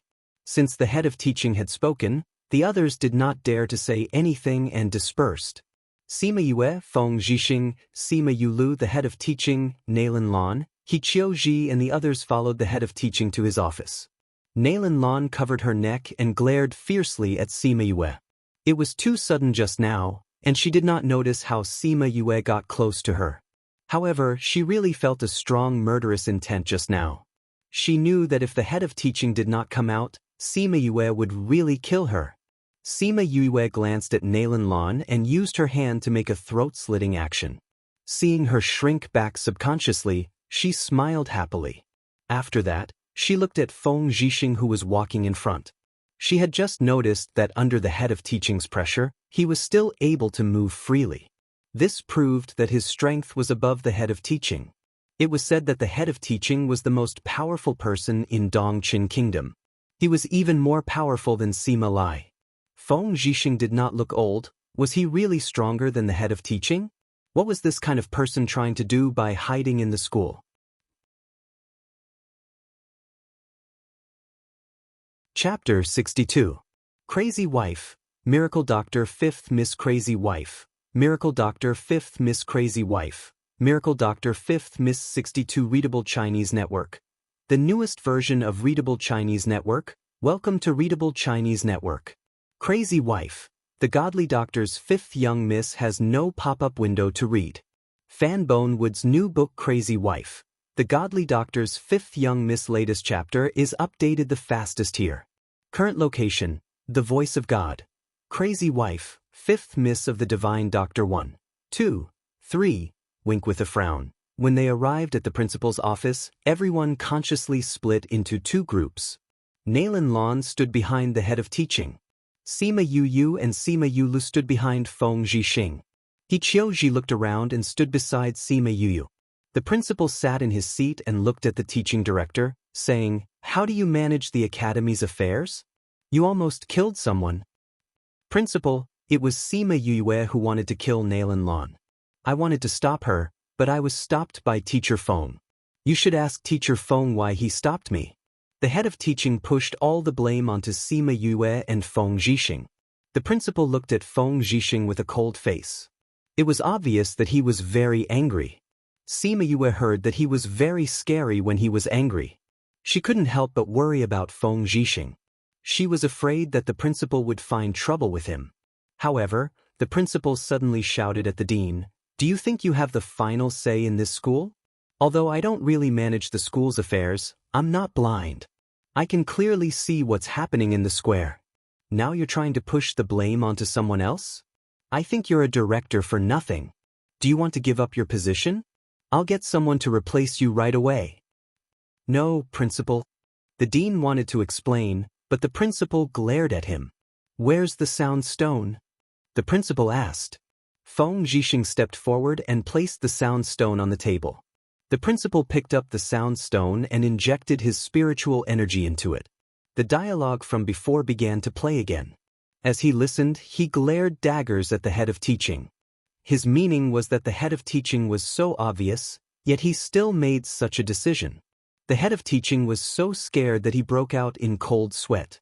After listening to the recording, the principal looked at Nailin Lan and asked, "Do you have anything else to say?" Nailin Lan snorted coldly and turned her head to the side. "Since that's the case, let's dismiss him." The principal said, "Hichioji, the same goes for you. When the two of you go back, pack your things and leave the academy. From this moment on, you are no longer students of the academy. Now go back and pack your things." Nailin Lan walked out first. When she passed by Sima Yue, she glared at her fiercely. Seeing that the situation had been settled, Hichioji could only leave unwillingly. "As for you, as the head of teaching, you have been unfair in your handling of affairs and engaged in malpractice for personal gain. You will be suspended for a year. During this time, someone will take over your position. You should go home and reflect on your actions," the principal said to the head of teaching. The dean wanted to defend himself, but when he saw the principal's stern gaze, he swallowed his words and turned to leave. Sima Yue rubbed her nose. Was the matter settled just like that? No matter what, Nailin Lan had been fired. Her first goal had been achieved. Right now, only Sima Yue, Feng Zhixing and the principal were in the house. Seeing that Sima Yue was distracted, the principal snorted and pulled her back to reality. Sima Yue saw that the principal was looking at her and immediately stood up straight, acting like a good student. "Why are you pretending to be obedient now?" The principal looked at Sima Yue and said, "Do you know that if I didn't do anything, you would have been expelled today? Harming a fellow student, you really have guts." Sima Yue grinned and said, "Didn't I know that you would come, principal? That's why I did it." "You knew?" The principal raised his eyebrows in surprise. "That's right. You've been watching from the window for so long. You definitely wouldn't watch us blow this matter up." Sima Yue said. "You knew that I was watching from here?" The principal and Feng Zhixing looked at each other. It was normal for Feng Zhixing to discover him because he had an unknown strength. But Sima Yue actually knew that he was watching? "That's right. You were already here when Master Feng and the rest arrived at the square," Sima Yue said confidently. From the beginning, she felt that someone was watching from here. Who else would be able to see from here other than the principal? As an assassin in her previous life, she was very sensitive to this kind of attention. She was the best at hiding herself and discovering others. She immediately felt the principal's undisguised gaze. "That's why you used this method to get me out?" the principal asked. Sima Yue nodded her head. "The head of teaching is determined to protect Nailin Lan. Only you can stop him. But you just stood here and watched without showing yourself. I had no other choice." Sima Yue said with a sigh, "But then again, if I had been impulsive just now or if my hand had slipped." Seeing the principal's face getting darker and darker, Sima Yue's voice got softer and softer. She swallowed the last words that she wanted to say. I promised your grandfather that I would give you an explanation. I didn't think that you would catch the culprit yourself. Now I've given you justice. I don't care what you do outside the sect. But the Nalan clan is not to be trifled with.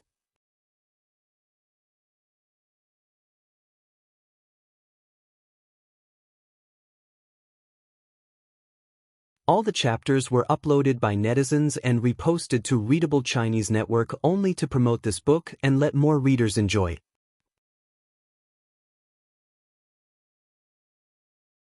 Chapter 63. Fatty Chu and Wei Ziqi still wanted to persuade her, but seeing the determination in her eyes, they swallowed their words. Then train well, we'll go together. Wei Ziqi patted Sima Yuyue's shoulder and walked out. Don't worry, I'll take care of you, Fatty Chu said as he left. Sima Yue closed the door. Thinking about Fatty Chu saying that he would take care of her, she smiled. Even though she had been framed by the second-in-command of the organization in her previous life, she did not think that the whole world was a bad person. Subconsciously, she still believed in her own judgment. She could tell that Fatty Chu and Wei Ziqi truly treated her as a friend. However, what she didn't know was that because she had formed a contract with the spirit orb, her body unconsciously exuded a kind of aura, causing people who had similar souls to her to unconsciously approach her. When Sima Yulu returned to the general's residence, he told Sima Lai everything that had happened in the academy. When Sima Lai heard that the Nalan clansman had done something to Sima Yuyu, he was so angry that he smashed his desk into pieces.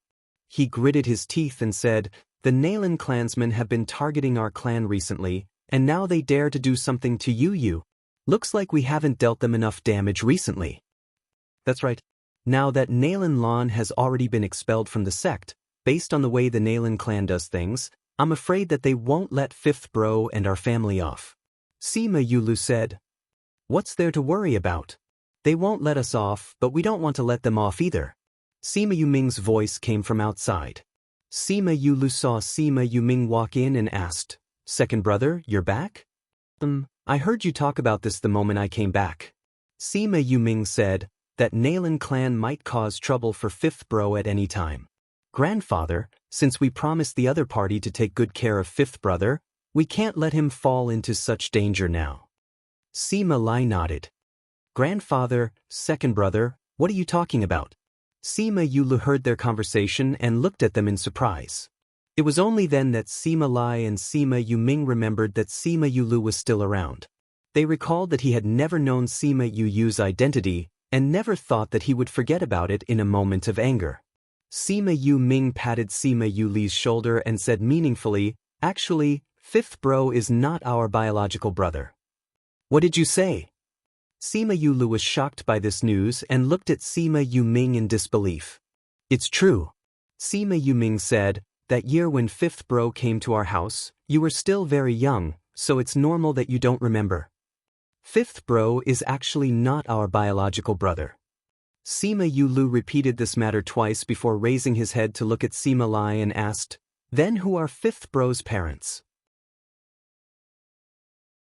We also don't know who her mother is. Her father had once been a benefactor to our Sima family. At that time, after handing her over to us, he disappeared. As for his identity, we also don't know. Sima Lai said. When the Sima family first came to this small place, they encountered danger. It was Sima Yuyue's father who happened to pass by and saved them. At that time, they said that they would repay him if they had the chance. Who would have thought that 10 years later he would find him and hand Sima Yuyue over to him?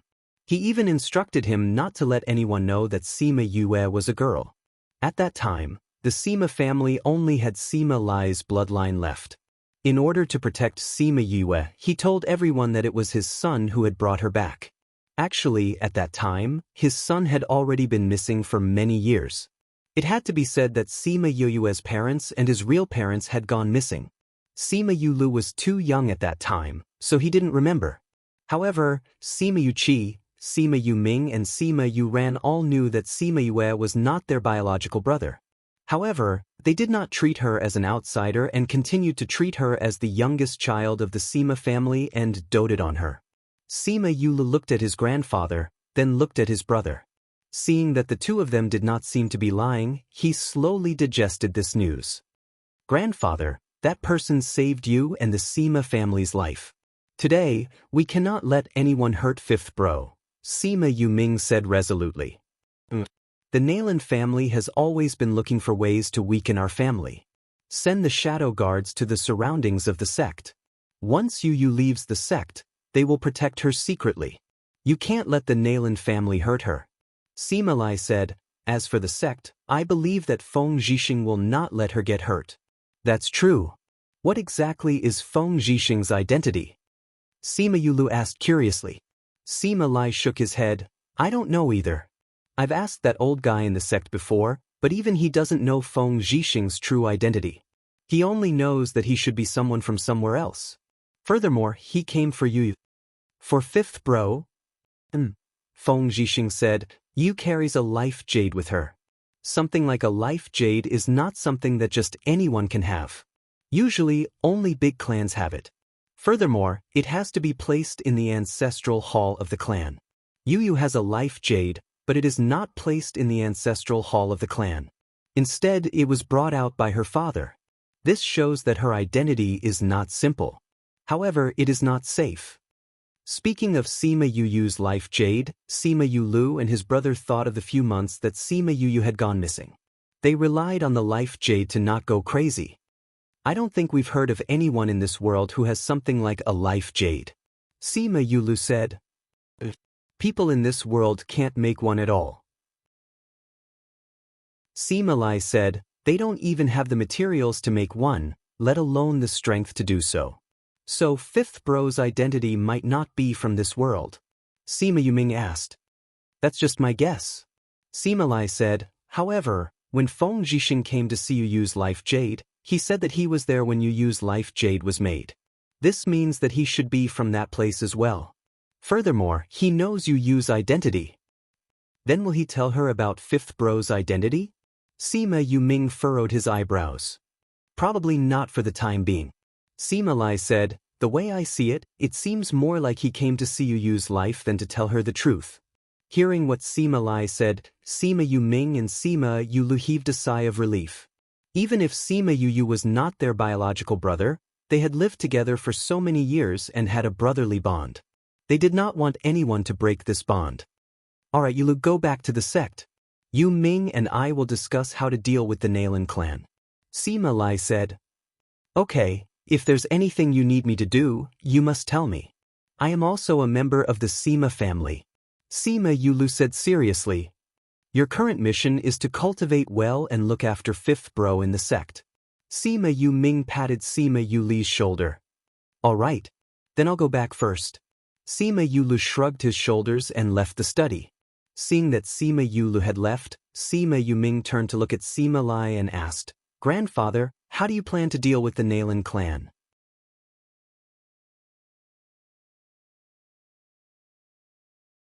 Chapter 64. The news of the Nayland family's genius girl, Nayland Lan, being expelled from the Imperial College quickly spread throughout the capital. It was like a stone that caused 1,000 ripples. Everyone in the streets and alleys were talking about it. Nayland family.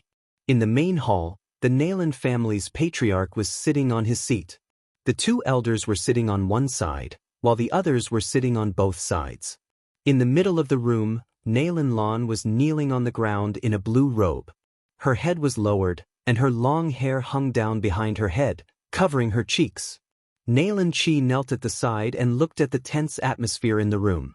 He said, Father, you can't blame sister for this. It's all that Sima Yu's fault.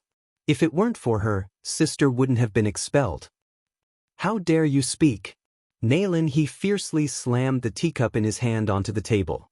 Looking at the kneeling Nayland Lan and Nayland Chi, he scolded, You clearly know that you can't do these things in the academy, yet you still did it.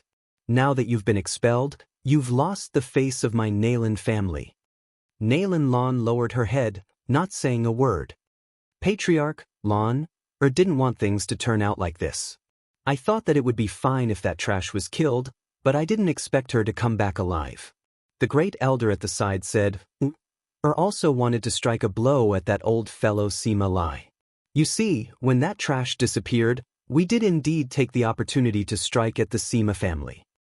That's right, Petra. Lan's talent is extraordinary. Without the academy, how could our Nalan clan not be able to nurture the younger generation? Another elder also spoke up for Nalan Lan. But being expelled by the academy, how much shame would it bring to the family? Now, I'll punish you to go to the ancestral hall and repent for 3 months. Reflect on your actions. When Nalan heard the 2 elders exonerate his daughter, his heart relaxed a lot. He gave Nalan Lan a punishment that was neither painful nor itchy. Nalan Lan kowtowed to the front, got up and left. From the moment she came back to the moment she left, she had not said a single word. Everyone thought that she had been struck by this matter, but her lowered eyes were bursting with intense hatred and killing intent. She secretly thought that when she came out of the ancestral hall, she would definitely take that trash's dog life. After Nalan Lan left, the great elder waved his hand and dismissed the juniors. There was no need for them to participate in the following conversation. Patriarch, this Sima family is going to directly fall out with us this time. The second elder said. This time, the Sima family has humiliated us greatly. We must repay them well. Nalan gritted his teeth and said, when I went to see the old ancestor yesterday, he also said that we should clean up the Sima family as soon as possible. Then let's start to close the net. The first elder and second elder nodded in agreement when they heard that this was the old ancestor's intention. For a long time, the Sima family had been suppressing their Nalan family. This time, they must take down the Sima family. As a result, the struggle between the 2 families moved from the shadows to the surface. No matter what field it was, the 2 families had a tendency to fight to the death. Sima Yue also knew a little about the struggle between the 2 families in the academy. However, she was now ordered by Sima Lai to stay in the academy and was not allowed to go back. She could only work hard to improve herself in the academy. For more than a month, Sima Yue had been practicing alchemy in the spirit pearl. Previously, she had almost finished refining. After practicing for a few more days, she once again set her sights on the second step of fusion. This time, Sima Yue chose the simplest first-grade pill, the blood coagulation pill, to practice. This blood coagulation pill only required 4 kinds of ingredients. Moreover, they were all relatively mild ingredients. The probability of explosion was relatively small and the success rate was relatively high. It was a pill that ordinary alchemists would use. After letting Little Spirit prepare the ingredients, Sima Yue once again confirmed the steps of refining the pill. After making sure that she had memorized them, she then began to refine the ingredients. She was already very familiar with the step of refining the essence of the ingredients. Very quickly, all 4 ingredients were refined. After sorting out the refined medicinal herbs, he first put 2 of them into the pill furnace.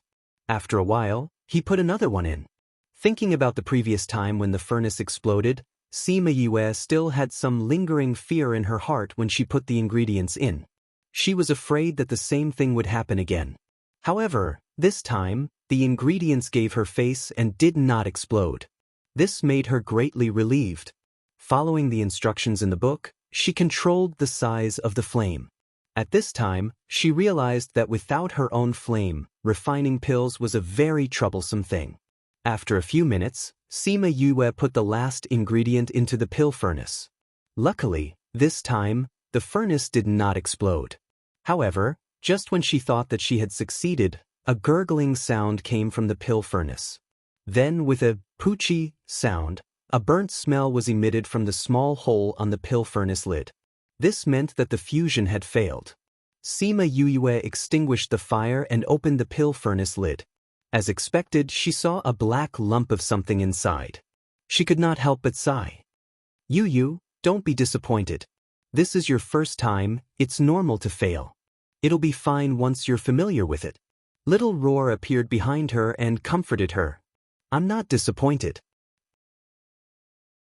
Sima Yue shook her head and said, I'm just thinking that refining pills is really not a simple thing. Of course. Little Spirit also appeared in the air and said, Master before master said that the steps of refining pills are not very difficult. However, it is not without reason that tens of thousands of spirit masters are blocked outside. Every minute of refining pills, every step of control, must be precise. Moreover, the requirement for mental strength is 1 in 10,000. Looks like I still need a teacher to guide me. Sima Yue touched her chin and began to think about who to choose as her teacher. However, after going through all the pill masters in her mind, she could not think of anyone suitable. They're all crooked melons and cracked dates. I won't be able to learn anything from them. Thinking about how those pill masters were all arrogant, Sima Yue rejected all of them. If those pill masters knew that they were being looked down upon like this, they would be so angry that they would stomp their feet. Forget it, I'll just try it myself first. When I meet a good pill master, I'll think about becoming his disciple. After Sima Yue finished speaking, she picked up another set of ingredients and began to practice. 3 days later, she finally succeeded in refining the first batch of medicinal liquid. Now for the last step, condensing the pill. Sima Yue let out a long sigh of relief. Then, she placed her hand in front of the pill furnace and condensed her spiritual energy, slowly injecting it into the pill furnace. Pung! Once the spiritual energy came into contact with the medicinal liquid, a violent explosion occurred. The pill furnace was blown into pieces and flew everywhere. Sima Yue was also blown away by the force of the explosion. Damn it! It exploded again. Before she fainted, she vaguely saw a fiery red figure appear beside her. There was also a pair of complicated eyes looking at her. Chapter 65. Pain. When Sima Yue slowly regained her consciousness, pain was the only thing she could feel. Yu is awake. Little Roar's voice sounded beside her ear. Looks like he's awake. Little Spirit's voice carried a hint of arrogance. But why hasn't Master opened her eyes? Exquisite's worried voice came from Sima Yue's chin. Linglong, don't lie on Yu's stomach. Yu won't be able to wake up. Little Roar flew over and lifted Linglong up. Linglong moved and broke free from Little Roar's claws. Landing on Yaguang's back, she fiercely glared at Little Roar. Master should have regained consciousness. Yaguang sniffed Sima Yue and said. Exquisite looked at the transparent figure beside her and pouted. Hey, we'll just guard Master. What are you doing out here? Wah, don't tell me you've taken a fancy to Yu? Little Roar roared at Emo Sha. Let's say this first, Yu is ours, don't fight with us.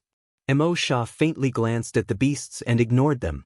His gaze then landed on Sima Yue, his gaze deep and serene. Little Roar looked at Emo Sha, then looked at Sima Yue. Why was this guy looking at Yu like that? There was a problem. Sima Yue listened to Little Roar and the others chattering non-stop in her ears. She felt as if her brain was about to explode, but she could not open her eyes. I'll deal with you guys when I wake up.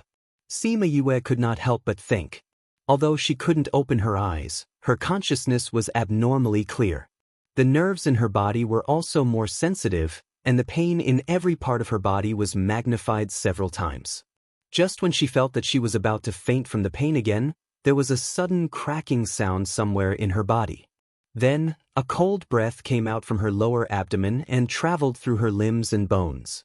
As the aura flowed through him, the burning pain slowly lessened until it finally disappeared. After the aura traveled a few times, it returned to his lower abdomen and quieted down. Sima Yue slowly opened her eyes. Little Roar and the others were nowhere to be seen. They probably saw that she was fine and ran off to play. Master, you're awake.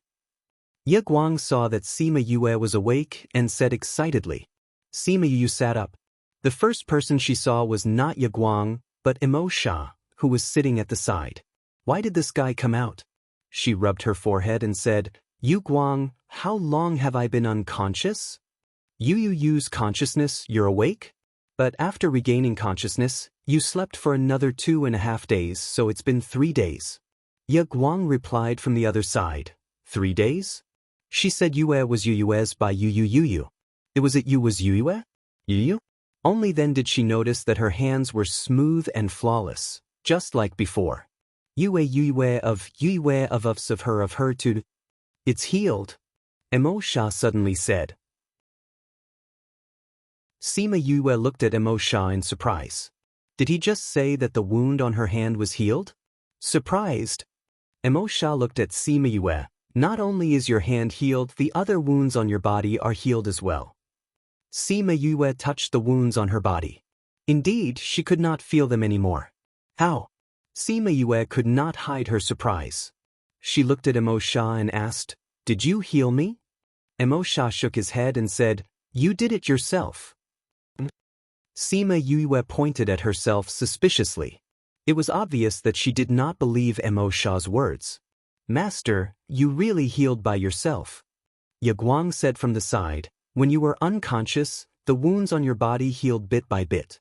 We were all shocked at that time. It's really me? Sima Yue still felt that this matter was too unbelievable. However, Yaguang was an honest person and would not lie to its master. If it said that it healed by itself, then it should be true. But when did she have such an amazing self-healing ability? While she was in a daze, Emosha suddenly floated over and arrived in front of Sima Yue, giving her a big fright. What are you doing? She looked at the face that was suddenly enlarged. Even if it was good-looking, it was still very scary. There's something wrong with your body. Emosha sniffed Sima Yue's body and said coldly. Sima Yue saw that Emosha was looking at her like she was his prey. She subconsciously pushed him away, but her hand passed through his body. What's wrong with me? It's just that I have some amazing self-healing ability. You're the one with the problem. Emosha left Sima Yue and said, Your body has been sealed. Sealed? What seal? Sima Yue stood up and lowered her head to look at her body. She didn't find anything wrong with it. Have you seen anyone who was injured by an explosion and was able to recover in 2 days without taking any pills? Emosha said. I don't think so. Sima Yue said. Have you had such an experience before? Emosha asked again. Sima Yue thought about it in her memory and shook her head. In the past, this body was often injured, but every time she relied on pills to get better. She had never experienced such a situation before. Could it be that my self-healing ability has something to do with the seal you mentioned? Sima Yue looked at Emosha and asked. At the moment of the explosion, I felt a familiar aura.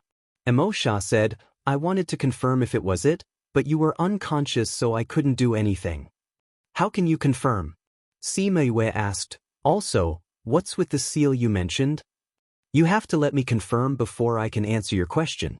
Emosha said. Tell me how to confirm it first. Sima Yue looked at Emosha in disbelief. This was a big devil. If he played any tricks, she would be sold by him and have to count the money for him.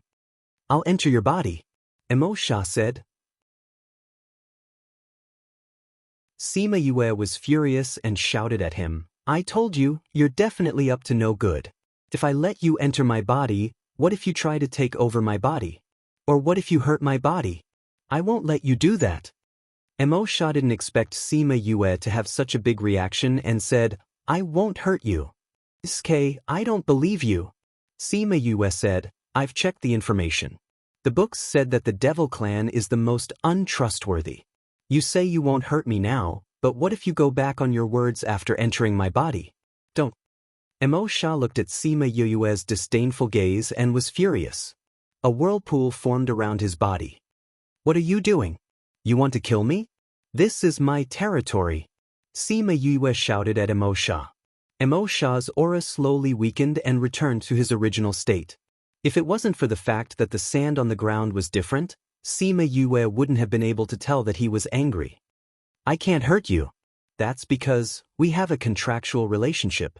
Emosha slowly said these words, successfully causing Sima Yue to freeze in place. Chapter 66.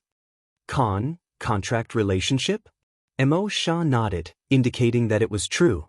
Then why don't I feel that there's a contract between us? Sima Yue asked curiously. Because I've blocked it. Emosha said.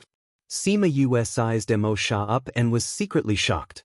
To be able to block the contract between them and make her feel nothing, Even if she hadn't been in this world for long, she knew that it was almost impossible.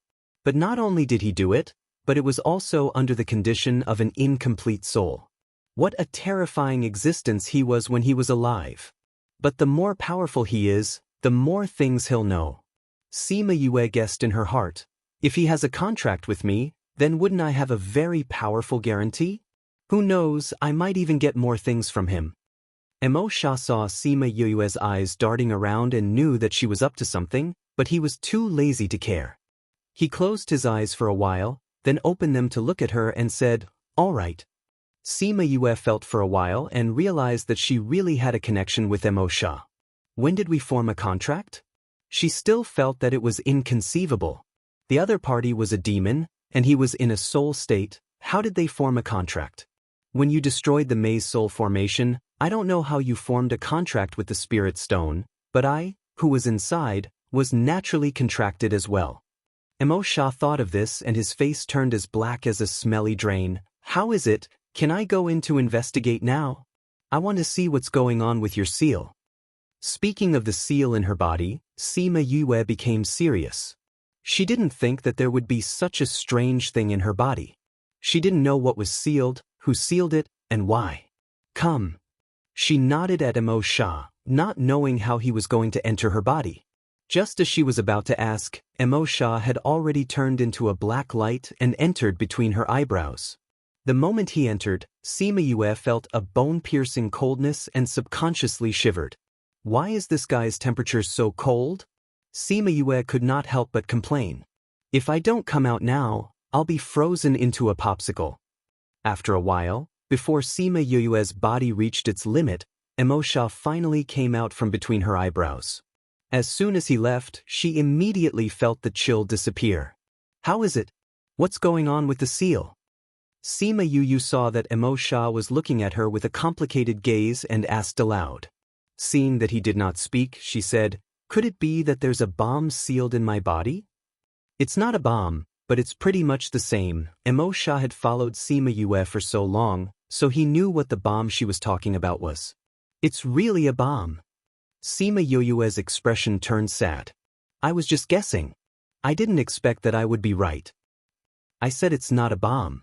Emo Sha said.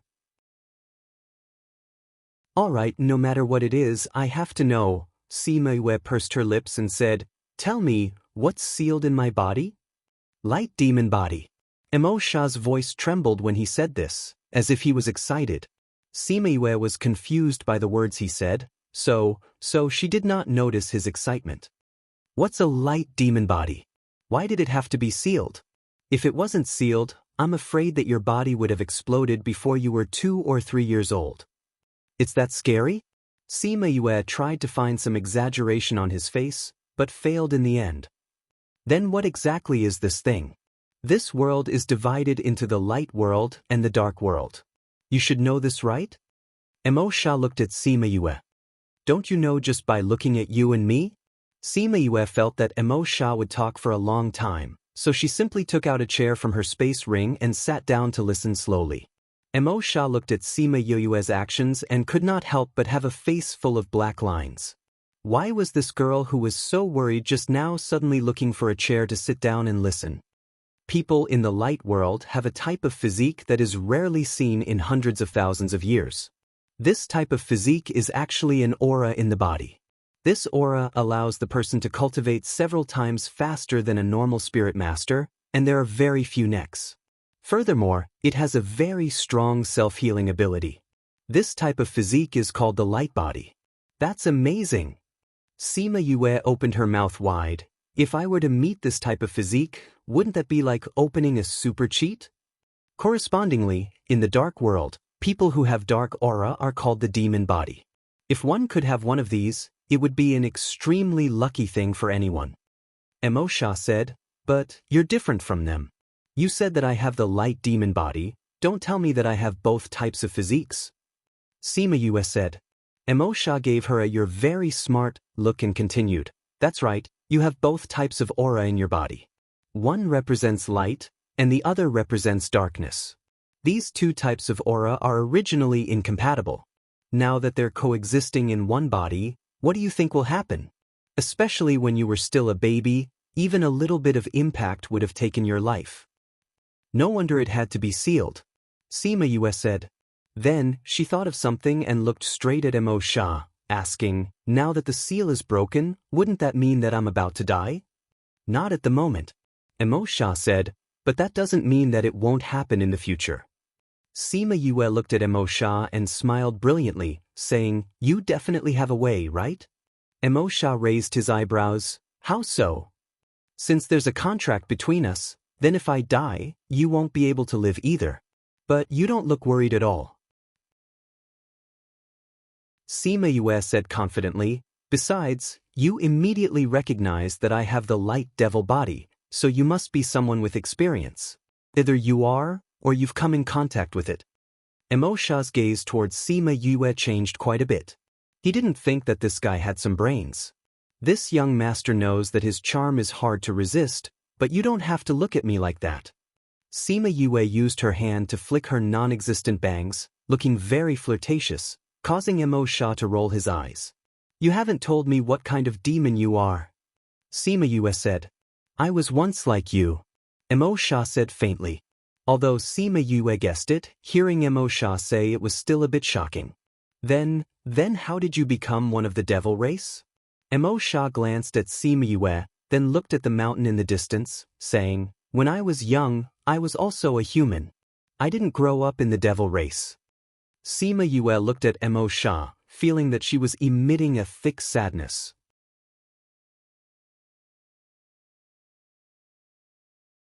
Chapter 67. Seema Yue was shocked by Emo Shah's words. If he wasn't a member of the demon race, how did he end up like this? Then how did you become a devil? Seeing Emo Shah's appearance, she couldn't suppress the curiosity in her heart. Emo Shah was only sad for a moment, but he quickly restrained his emotions and replied, my father is from the human race, and my mother is from the devil race. Speaking of which, the blood of the devil race also flows in my body. That's why you have the light devil body. Seema Yue nodded. If his parents were both humans, then it was impossible for him to have the aura of darkness in his body. Thinking of this, her heart tightened. If that was the case, then one of her parents was also not a human. Your current situation is similar to mine in the past. Now that the seal has been broken, it is not much of a threat to you. In fact, it is a good thing. Emo Shah obviously didn't want to talk about himself anymore. He looked at Seema Yue and said, right now, the two auras are still at a stage where you can control them, so you won't explode and die. However, the light devil body's physique will allow you to cultivate a few times faster than normal people. Your talent has always been higher than ordinary people, and now it will be even more powerful. Really? Seema Yue's eyes lit up as she looked at Emo Shah. If he wasn't a spiritual body, she might have run over to hug him and give him a big kiss. Don't celebrate too early. Emo Shah looked at her and couldn't help but want to pour cold water on her. As your strength increases, the two auras of the light devil body will also strengthen. If you can't control it at that time, there will be a dangerous situation. Seema Yue wasn't that worried when she heard this. Anyway, you have a way, don't you? Since you were able to survive back then, I can too. These simple yet confident words caused Emo Shah's heart to tremble. Back then, he was also young and frivolous, filled with confidence in himself. When he found out that he had the light devil body, he believed that he could survive. In the end, he really did survive. It was just that the process was somewhat painful. Oh yeah, what's the method you were talking about? Seema Yue raised her head and asked. There's no point in telling you now. Emo Shah said indifferently. Chi, you're pretending again. Seema Yue pursed her lips, but she did not continue asking. If this guy really did not want to talk about it, he would not open his mouth. Anyway, she now believed that he wouldn't harm her. Emo Shah pretended not to hear Seema Yue's words and asked, all right, we've finished talking about your body. Let's talk about the next thing. Anything else? Alchemy, cauldron explosion. Emo Shah said indifferently. This? Seema Yue frowned. I don't know why either. The furnace keeps exploding when I'm refining pills. I'm just following the instructions in the book. I've seen you refine pills. Your technique is passable, but the problem lies in your control of temperature. Emosha said, every pill has a different temperature at every stage. The slightest deviation can lead to failure. You know how to refine pills? Sima Yue raised her eyebrows. From the way he spoke, she could tell that he was not an amateur. I will. Emosha admitted. Rank. You'll know in the future. Emosha replied. Anyways, it's enough to teach you. Chi. Sima Yue rolled her eyes at him. This guy really liked to pretend. If you don't tell me, how would I know if you really know how to refine pills? Emosha frowned and said unhappily, if you don't want to learn, then forget it. Hey, I didn't say that I don't want to learn. Sima Yue saw that Emosha seemed to be at the end of his patience. She giggled and said, if you don't want to tell me then I won't. Anyways, we're in the same boat now. If I become stronger, I'll be able to help you find your other half. I won't have to worry about you cheating me. Emosha looked down, hiding the emotions in his eyes. He was willing to teach her alchemy because he had his own reasons. All right, I'll tell you the basics of alchemy now. After listening to Emosha's explanation, Sima Yue had a better understanding of alchemy. It turned out that alchemy wasn't as easy as she thought. It looked like 3 simple steps, but there were thousands of ways to do it. If there was even the slightest mistake, she wouldn't be able to become an alchemist. No wonder there are so many spirit masters and so few alchemists. Sima Yue rubbed her chin. These are all based on one premise. Emosha said, what prerequisites? Sima Yue asked. Strong mental strength. After Emosha finished speaking, he glanced at Sima Yue. Her mental strength could be said to be the strongest among those of the same age that he had ever seen. If it was not for the fact that she had such a strong mental strength, he would not have thought of teaching her. Strong mental strength? Alchemy requires mental strength to control. Especially for higher-ranked pills, the process is more complicated and has a higher requirement for mental strength. The stronger your mental strength, the further you can walk on the path of alchemy. Emosha explained. So that's how it is. Sima Yue placed both her hands behind her head and leaned against the back of the chair. She looked at Emosha and asked, aren't you from the Devil Clan? How do you know the Human Clan's alchemy methods? The Human and Devil Clan's alchemy methods are the same. It's just that there are some differences when it comes to condensing the pills. Emosha said, the Human Clan's pills need to be infused with light spiritual energy. The Devil Clan's pills need to be infused with dark spiritual energy. For some similar pills, if a Devil Clan member eats a pill infused with light spiritual energy, the pill will turn into poison. On the other hand, humans can't eat pills that contain dark spiritual energy. Understood. Sima Yue nodded. Place the spirit stone on your forehead. Emosha said. Sima Yue didn't know what he wanted to do, but she still did as he said. She took out the spirit stone and placed it on her forehead. The moment her forehead touched the spirit stone, a ray of light shot out from the spirit stone and entered her consciousness from between her eyebrows. This is a method to cultivate mental strength. If you practice according to the method on it, your mental strength will become stronger. Emosha said. Sima Yue closed her eyes and felt it. In her consciousness, other than the Imperial Beast art, there was now a book filled with an ancient aura. Soul Training Art. Sima Yue looked at the name on the page and her heart trembled. She opened her eyes and looked at Emosha, asking, isn't it cultivating mental strength? Why is it the soul training art? The stronger the soul, the stronger the mental strength. Emosha explained simply, all right, let's go to the alchemy room. You can refine the pills from before again. I will guide you from the side. Hearing Emosha say this, Sima Yue put away the questions in her heart and her curiosity towards the soul training art. She brought him to the alchemy room. She could ask him those questions later. Learning alchemy was the most important thing now.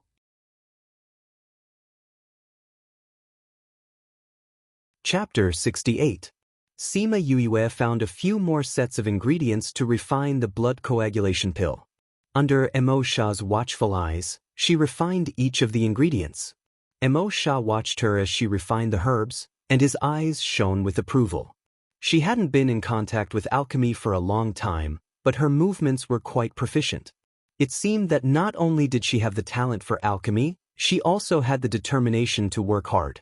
After refining the herbs, Sima Yue looked at Emo Sha, who was beside her. Put the ingredients into the furnace in order. I will remind you of the things you need to pay attention to at every step. Emo Sha said. Sima Yue took a deep breath and placed the ingredients that she had refined into the furnace in order. When it was time to put in the second ingredient and when it was time to control the heat, Emo Sha would always remind her when it was time to do so. With Emo Sha's guidance, half an hour later, a pill with a faint medicinal fragrance slowly formed. All right, extinguish the fire. Emo Sha said. Sima Yue extinguished the fire under the pill furnace and sighed in her heart. If she had her own flame, it would not be so troublesome to extinguish it. She opened the pill furnace and took out the pill inside. Although the shape was a bit ugly, this was the first time she had successfully refined a pill. Just thinking about it made her excited. However, Emo Sha wasn't very satisfied with her results and said, I'll refine it once. You watch carefully from the side. Oh, Sima Yue knew that Emo Sha was looking down on her results, but it didn't affect her mood. She took out a jade bottle and placed the pill inside. Then, she stood to the side to see how Emo Sha would handle it. Seeing him standing motionless in front of the herbs, she rubbed her chin and thought to herself, I wonder how this soul body can refine pills. I'll try my best to slow down. You have to watch carefully.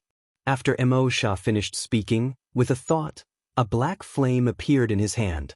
He casually flung it, and the flame ran to the bottom of the alchemy furnace. He waited for the alchemy furnace to heat up, and then he put the medicinal ingredients in to be refined one by one. Sima Yue felt a terrifying heat the moment the black flame appeared, but she quickly suppressed it. If it wasn't for her sensitive soul, she wouldn't have noticed it. She wanted to ask Emo Sha what kind of flame this was, but seeing that he was only refining pills, she swallowed her questions and seriously observed his movements. Although Emo Sha had slowed down his movements, he still used less than half of her time to refine the pill. He retracted the flame and asked Sima Yue to take out the pill. Sima Yue hurried forward and couldn't wait to open the lid. The pill lying inside was perfectly round and had a medicinal fragrance. With one look, she could tell that it was many times better than the one she refined. It looked like it was at least a first-ranked high-rank pill. All right, you should first digest what I've told you and think about it yourself. Emo Sha returned to the spirit stone after he finished speaking. Sima Yue did not have the time to ask about his black flame. You left so quickly. Sima Yue pursed her lips and decided to ask him next time. She sat down on the stool and closed her eyes. The process of Emo Sha refining pills just now appeared in front of her eyes. A day later, Little Spirit smelled a strong medicinal fragrance. His eyes lit up and he appeared in the pill refining room. Master, you've refined it? Sima Yue kept the pill that she had just refined into a jade bottle and ignored Little Spirit's gluttonous look, saying, I've refined it. Haha, I told you that you would definitely become an alchemist. Little Spirit laughed twice and looked at Sima Yue as if he was looking at a treasure. Sima Yue threw the jade bottle into Little Spirit's hands, saying, Clean it up. After that, she flashed out of the spirit pearl. Little Spirit saw that the pill refining room was in a mess, and with a wave of his hand, the room returned to its original tidiness. After that, he took the jade bottle and disappeared happily. Inside the room, Sima Yue sat cross-legged on the bed. After a while, she opened her eyes and spat out a mouthful of turbid air. The tiredness from refining pills had disappeared. You, Fatty Chu and the others came to look for you a few times while you were in closed-door cultivation. Little Roar saw that Sima Yue had woken up and said while lying on the table. What's the matter? Sima Yue got down from the bed. I don't know, they just walked around the door a few times. They probably thought that you were cultivating, so they didn't knock on the door. Little Roar's 4 short limbs moved vigorously and wanted to turn over, but after a few tries he still failed. Sima Yue walked over and lowered her head to look at him. She reached out and flipped him over, saying indifferently, You should lose some weight. After saying that, she opened the door and walked out. Little Roar laid on the table and looked at Sima Yue's back with tears streaming down his face. He wailed in his heart, "That's because you fattened me up in the past. Now you actually despise me for being fat." Sima Yue stepped out of the room and coincidentally saw Ouyang Fei walking in from outside. A faint smell of blood floated from his body. "You're injured?" Ouyang Fei looked at her and didn't say anything as he directly returned to his room. Sima Yue rubbed her nose. This guy's aura was lower than usual today. Could it be because he was beaten up? "Yue, you're out?" Wei Ziqi came out from his room and smiled at Sima Yue. Yeah. Sima Yue nodded. "Little Roar said that you guys came to look for me during this period of time?" "Yes, regarding the mission, we originally wanted to discuss it with you. However, seeing that there was no movement in your room, we didn't want to disturb you." Wei Ziqi said. "What's wrong?" Sima Yue asked. "Because our mission this time is more difficult, we decided to set off earlier. Since classes have already stopped recently, we decided to wait for you to come out before we set off." Wei Ziqi said apologetically. It was originally a group activity, but they didn't wait for Sima Yue to come out before making the decision. "So fast?" Sima Yue was slightly surprised. Looking at Wei Ziqi's expression, she smiled and said, "Looks like I've delayed everyone's schedule. Since it's like this, I'll pack up and let grandfather and the rest know before we set off." "Don't rush," Wei Ziqi said, looking at Ouyang. "We won't be able to leave in these 2 days. You can take your time to prepare." "Then I'll go back first. I'll come back tomorrow," Sima Yue said. Wei Ziqi nodded. Seeing Sima Yue close the door and leave, he suddenly thought of something and called out to her, "Oh right, that He Qiuji was found dead in the city while you were in seclusion. The other party did it very cleanly. It should be the Nailin clan." Hearing the news of He Qiuji's death, Sima Yue wasn't surprised. She knew that the Nailin clan wouldn't let her off. She waved at Wei Ziqi and turned to leave. Those who wanted to harm her should have been prepared to die. Returning to the general's residence, Sima Yue found Sima Lai and told him that she would be leaving for a period of time for a mission. Sima Lai didn't agree at first, but under her coaxing and pestering he reluctantly agreed. Seeing her leave, he called the housekeeper and said, "Fifth young master wants to go out. Send someone to protect him secretly." "Yes, old master." The housekeeper accepted the order and went to arrange the people. Sima Yue stayed at home for a night and returned to the academy early the next morning. After taking a few turns, she entered a small alley. "Since you're here, why are you still hiding?"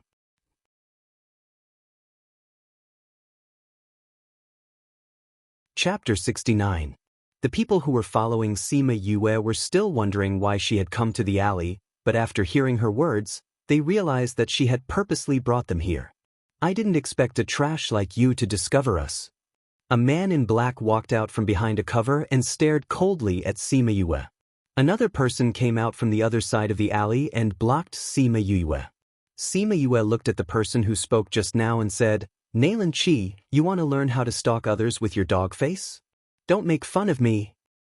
You piece of trash, you still have a sharp tongue even when you're about to die." Nailin Qi glared at Sima Yue, his eyes filled with undisguised murderous intent. "You caused my sister to be grounded for a month. Today, I must avenge her. You want to kill me?" Sima Yue was very familiar with killing intent. She sneered, "Do you think you can kill me? Ha, let's not talk about the fact that you have a level 1 soul master bodyguard behind you. I am a level 8 soul master. Do you think I can't deal with a piece of trash like you who can't even sense spiritual power?" Nailin Qi looked at Sima Yue as if he was looking at an idiot. "I didn't beat you to death last time. Today, I will definitely send you to meet the King of Hell. Seeing you jump around in front of me is really annoying." You're right. Watching you jump around in front of me is really annoying. Since we have the same goal, let's cut the crap and attack." Sima Yue turned around and ran after saying that. "You want to run? Stop her." When Nailin Qi saw Sima Yue running away, he thought that she wanted to escape, so he asked the people on the other side of the alley to stop her. The guard was shocked when he saw Sima Yue's speed. He did not expect this trash to run from the middle of the alley to him in a few breaths. When he heard Nalan Chi's order, he started to gather his spiritual energy. Even though he was shocked, he did not forget to throw a spiritual energy ball at Sima Yue. When Sima Yue saw the spiritual energy ball coming towards her, she moved her body and ran along the wall, dodging the attack. Bang! The spiritual energy ball exploded on the ground, causing smoke and dust to fly everywhere. When the guard thought that he had succeeded, Sima Yue's figure ran out from the wall, holding a dagger in her hand. She dashed in front of him and laughed evilly. She slashed the dagger on his neck and then jumped back. When the guard saw Sima Yue's smile, he felt a chill in his heart. He didn't think that before he could even react, he would feel his neck go numb. After that, he saw his own blood spurt out from his neck. Bang! His body fell backwards. Until his death, he still couldn't figure out how this rumored trash had dodged his attack, and how could he be so fast? Also, how could that dense killing intent appear on the body of a piece of trash who had been pampered since childhood? Nalan Chi came out of the smoke and waited for the dust to settle so that he could see Sima Yue's body. However, he did not expect to see Sima Yue standing in front of him and scathe. Behind her, his guards were lying lifelessly on the ground. "You're not dead," he cried out in surprise. Even if it was him, he would have been seriously injured if not dead. However, Sima Yue was not even injured. How is this possible? Sima Yue smiled evilly. "How can I die when you're not dead yet? Even if you were lucky enough to escape, you won't be so lucky now," Nalan Chi said as he began to condense the spirit chi in his body. "Actually, I didn't plan to take your life so early. However, since you're here yourself, I can't let your efforts go to waste, right?" Sima Yue said as she began to condense the spirit chi in her body. Nalan Chi looked at Sima Yue's things and shouted in surprise, "You're a spiritual master too?" Sima Yue smiled but did not say anything. She would never be soft-hearted towards her enemies who had tried to kill her multiple times. Nalan family. Nalan Lan was in her own house. She was panicking as if something was about to happen. Could it be that my brother really went to find trouble with Sima Yue? Nalan Lan mumbled to herself. In the morning, Nalan Chi came to tell her that Sima Yue had returned home last night and was going to the academy today. He planned to kill her on the way there. She did not agree at first, but Nalan Chi insisted and left with his guards. After Nalan Chi left, she began to panic and was worried that something would happen. However, when she thought about it, Sima Yue was just a good-for-nothing. With Nalan Chi and his guards' strength, killing her was just a matter of moving their fingers. Her heart calmed down when she thought about it this way. "Sima Yue, it's a pity that I can't end your life with my own hands. However, it's the same if you die in my brother's hands." Nalan Lan clenched her fists when she thought about being kicked out of the academy. In the small alley, Sima Yue came to Nalan Chi's side. Seeing that his face had been burned beyond recognition by her spirit chi flames, his eyes were filled with fear and shock. She kicked him and said, "Why are you so shocked? Because I know how to cultivate? Or because you didn't think that you would be defeated so quickly?" Nalan Chi blinked his eyes, unable to say a word. He did not think that not only did Sima Yue know how to cultivate, her level was even higher than his. He did not know why, but when she used her spirit chi, there was no indication of her level. However, he could feel that she was at least a spirit master. Seeing the murderous intent in her eyes, he suddenly regretted it.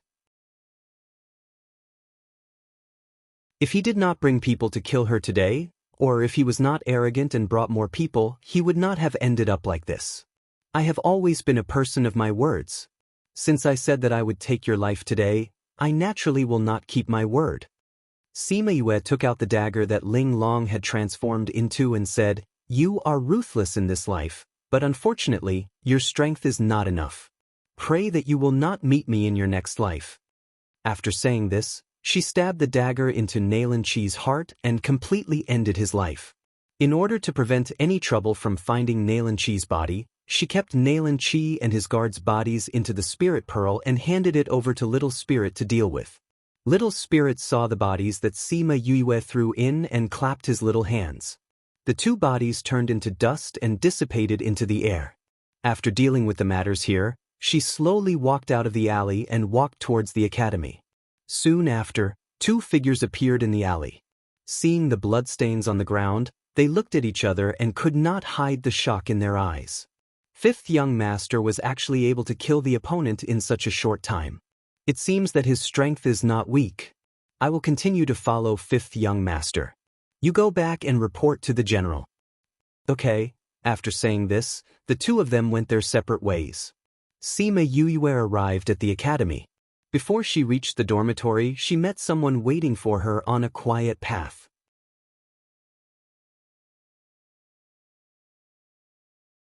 Chapter 70. Teacher Feng, what are you doing here? Sima Yue looked at Feng Zhixing's figure and stopped to ask. This was a small path that led to the dormitory. Usually, very few people would use this path because it was still early. She did not think that Feng Zhixing would be waiting for her here. Waiting for you? Feng Zhixing looked at Sima Yue and said lightly. What's the matter? Sima Yue looked at Feng Zhixing's calm appearance and her violent heart that had just killed someone calmed down.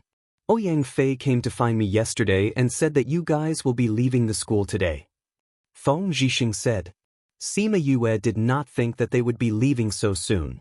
However, thinking that she had already delayed them for a few days, Ouyang Fei and the rest must be anxious. Yes, they said that they would be leaving early. She nodded. Your mission is the most difficult one this time. It is also very dangerous. You have to be careful. Feng Zhixing said. I will. Thank you for your concern. If there's nothing else, I will leave first. They are still waiting for me. Sima Yue scratched her face and said with a smile. Go. Feng Zhixing waved his hand. Seeing that Sima Yue had left, he muttered, There's the smell of blood. What did this girl do? Master, are you okay with letting her go with those people on this mission? A voice sounded out from nowhere. There's nothing to be worried about. If she wants to do it, then let her go. Experience is also good for increasing her strength. Feng Zhixing said as he slowly left the small path. When Sima Yue returned to the dormitory, the other four people were already prepared and waiting for her. Ziqi, didn't you say that we would wait for 2 days? Why are you in such a rush? Seeing the four people ready to go, she pulled Wei Ziqi over and asked. Wei Ziqi helplessly looked at Ouyang Fei and said, We wanted to let him rest for 2 days before going because he was injured. However, he insisted, so we did not say anything. Have you packed your things? I have everything with me. Sima Yue waved the space ring on her hand and said with a smile. Then let's go. Wei Ziqi patted Sima Yue's shoulder and said to the other three. The pressure on Ouyang Fei's body was still as low as yesterday. Hearing Wei Ziqi's words, he did not utter a single word as he walked out of the courtyard. Let's go. Bei Gongtang said faintly before walking out. Sima Yue, Fatty Chu and Wei Ziqi looked at each other, shrugged their shoulders and followed. Oh right, Ziqi, you guys still haven't told me what our mission is? Following them to the Soul Master Guild, Sima Yue realized that she had been busy cultivating and refining pills. She had completely forgotten to ask about the mission. Wei Ziqi slapped his forehead and said with some vexation, See, I forgot to tell you about our mission. Our mission this time is to collect some medicinal herbs. Medicinal herbs? Sima Yue was astonished. If they needed medicinal herbs, they could just go to the pharmacy to buy them. Why did they have to go and look for them? Actually, looking for medicinal herbs is just a superficial mission. Fatty Chu said, The Academy wants to use this opportunity to train themselves because the medicinal herbs we are looking for can only be found in the Pu Luo mountain range. There are many magical beasts there, and if we encounter some, we can increase our practical experience. Hearing about the Pu Luo mountain range, Sima Yue was a little emotional. It seemed that she had only been back for a few months and now she had to go there again. Let's go, we need to use the teleportation array to go to a city near the Pu Luo mountain range. When it was their turn, Wei Ziqi paid the fee for the 5 of them and told the maid the name of a city. Yen City, 5 people. The maid said as she handed 5 plates to Wei Ziqi. Wei Ziqi took the plates and distributed them to everyone. Sima Yue looked at the plates in her hands and thought that there was no need to fill in the form. It was probably because there were too many people here and filling in the form was too troublesome. This Yen City was decided by me and Oh Yang. Wei Ziqi explained to Sima Yue as he walked. We've asked around and found that there are fewer spirit beasts in the northern part of the Pu Luo mountain range. This time, we are going to the north, and Yen City is the biggest city in the northern part.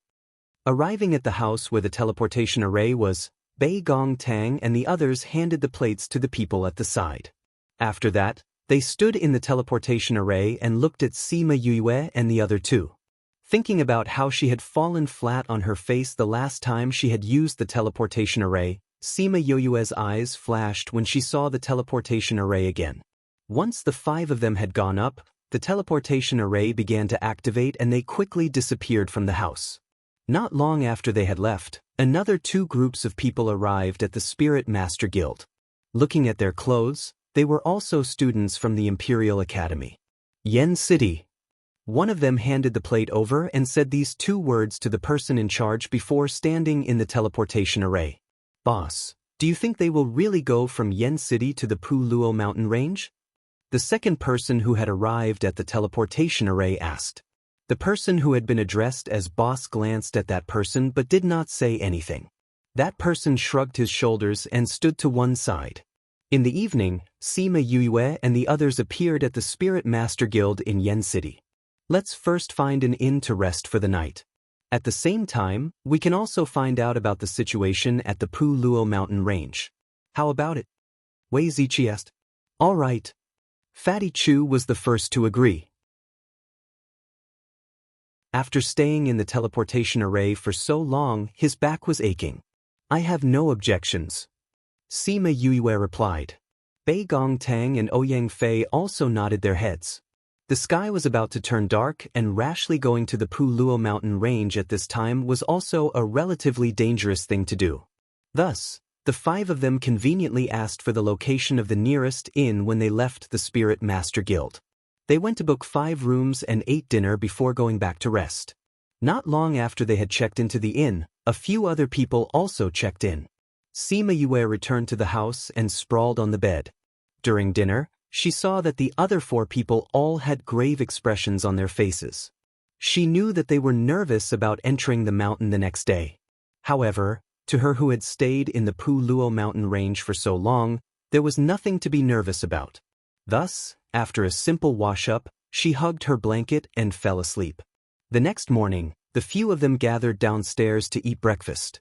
Last night, I already asked the shop owner about the situation at the Pu Luo mountain range. Wei Ziqi ate his breakfast and said to the other 4, the Pu Luo mountain range is divided into the outer, middle and inner regions. Sima Yue already knew everything that Wei Ziqi said.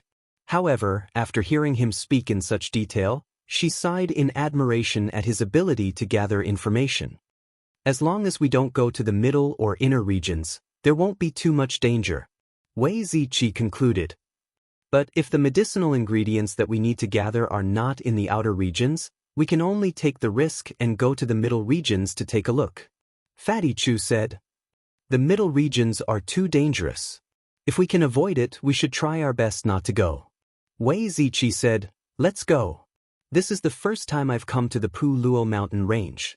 I can't wait to see what it looks like.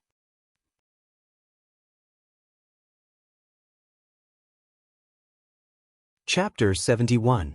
A group of people went out of the city gate and directly advanced towards the Pu Luo mountain range. Along the way, they saw many other people who were also rushing in the same direction as them. Why are there so many people going? Fatty Chu couldn't help but ask as he looked at the people coming and going. Some of these people are just like us, but most of them are mercenaries from different places. Sima Yue had seen some mercenaries before, and she could tell from their clothes. Mercenaries would come to a place like this? Fatty Chu looked at these people. Many of them had fiendish looks, as if they were people who lived on the edge of a knife. That's right, some mercenaries will take on a few missions. For example, if they need some medicinal ingredients, or a spirit beast's magic crystal or some other materials, they will need to go into the mountains. Wei Ziqi explained. So they also entered the mountain? I thought that since the Pu Luo mountain range is so dangerous, no one would go there. Fatty Chu said. This is far from what you imagined, isn't it? Sima Yue patted Fatty Chu's shoulder. Both of them grew up in the capital city. If she had not stayed here for a period of time, she would have been clueless like Fatty Chu. The group of people had been rushing for half a day, but just as they reached the Pu Luo mountain range, Fatty Chu shouted that he could no longer walk. Sima Yue looked around. Other than her, Fatty Chu and Wei Ziqi were panting. Ouyang Fei and Bei Gongtang were also exhausted. She looked at the surroundings and said, "It's getting late now. Why don't we find a place to set up camp and rest for the night? We'll enter the mountain tomorrow."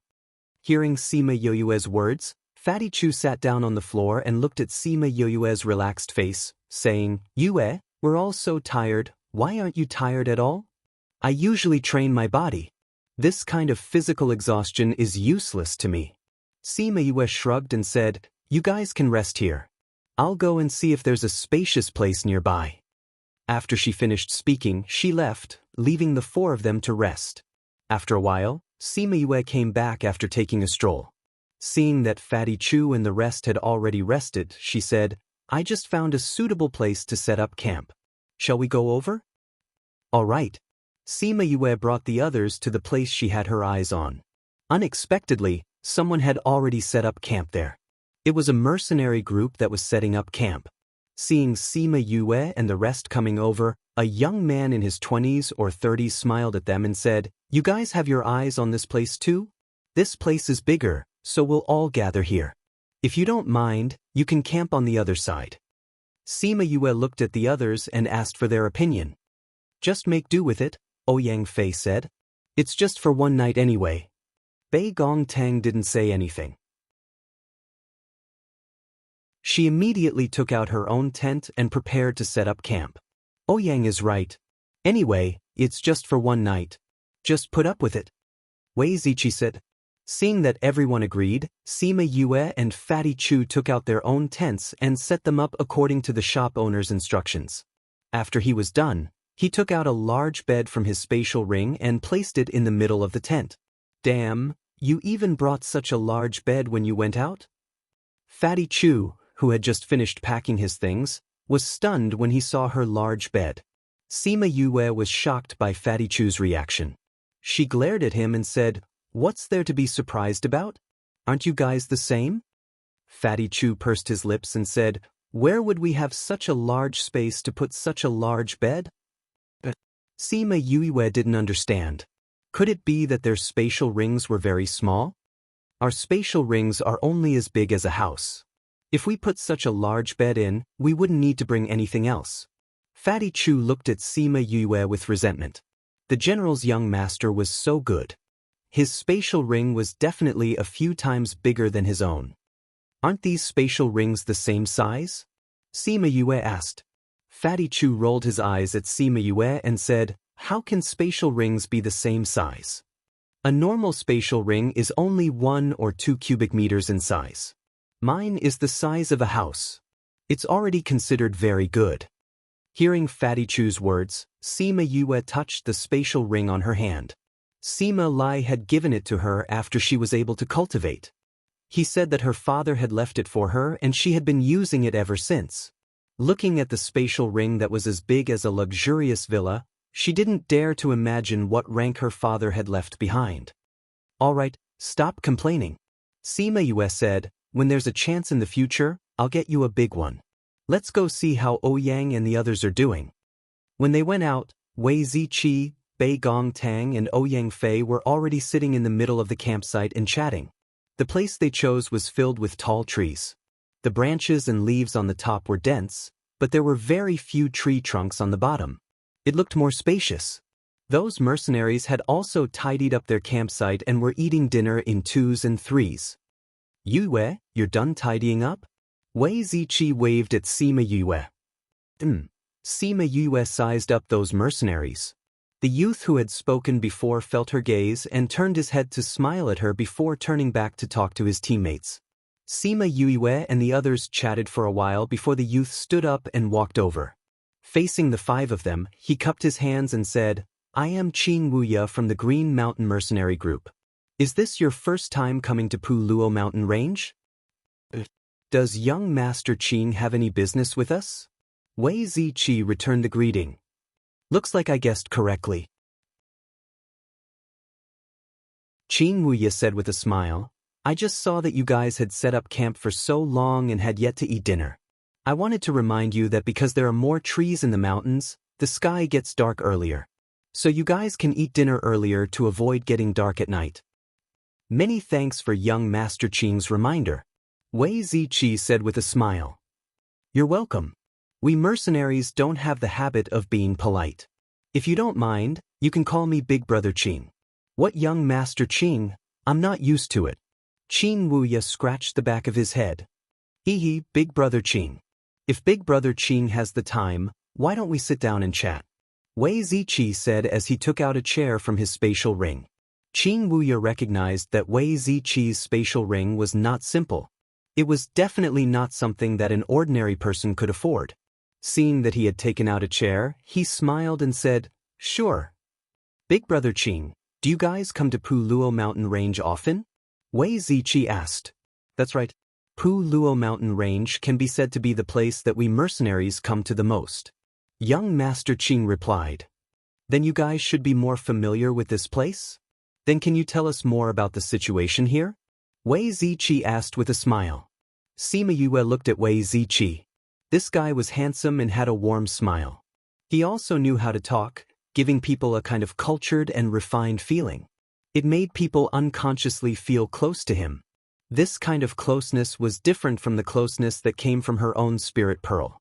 It was more of a personal charm.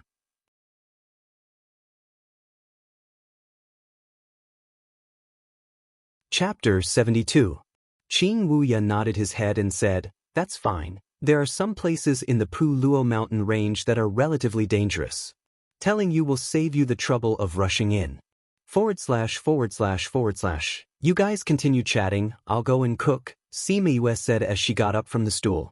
What Qing Wuya said was right. The sky did indeed get dark earlier in the mountains, so dinner had to be eaten earlier. Everyone knew that she had a picky taste. As long as she had time, she would not eat dry food. Therefore, everyone was lucky to follow her. She came to an open space and took out all the cooking utensils, pots, bowls, ladles, and basins. The Green Mountain mercenaries were stunned. TSK, looks like he's from a big family. He even brought these things when he went out. A mercenary sighed as he looked at the Sima Yue guy. Of course, you can tell from the way they're dressed that they're not ordinary people. How big is this spatial ring? Alright, stop being envious. Let's drink. Sima Yue didn't care about the envy she had caused. She took out some dishes from her soul pearl and started to cook dinner. Qing Wuya was also shocked by Sima Yue's actions. This was the first time he met someone who even brought along a cooking utensil. Big Brother Qing, don't be so surprised. She is rather picky about what she eats and doesn't like to eat dry rations. Wei Ziqi said, Just now, you said that there have been a lot of people coming to Luo Mountain Range recently? Qing Wuya shifted his gaze away from Sima Yue's chef and nodded. That's right, this is something I discovered recently. Our Green Mountain Mercenary Group can be considered as one of the top mercenary groups in Yen City. We often go in and out of this Luo Mountain Range. As long as there is even the slightest abnormality here, we will be able to see it. Although Luo Mountain Range has always had a lot of people, but in the last half-month, the number of people coming here has increased by a lot. Moreover, many of them are from big clans. Why are there suddenly so many people? Fatty Chu asked curiously. At first, we didn't know either. Later, we accidentally heard some people say that some treasure seemed to have appeared, or some rare medicinal herb had matured. We don't know what it is exactly.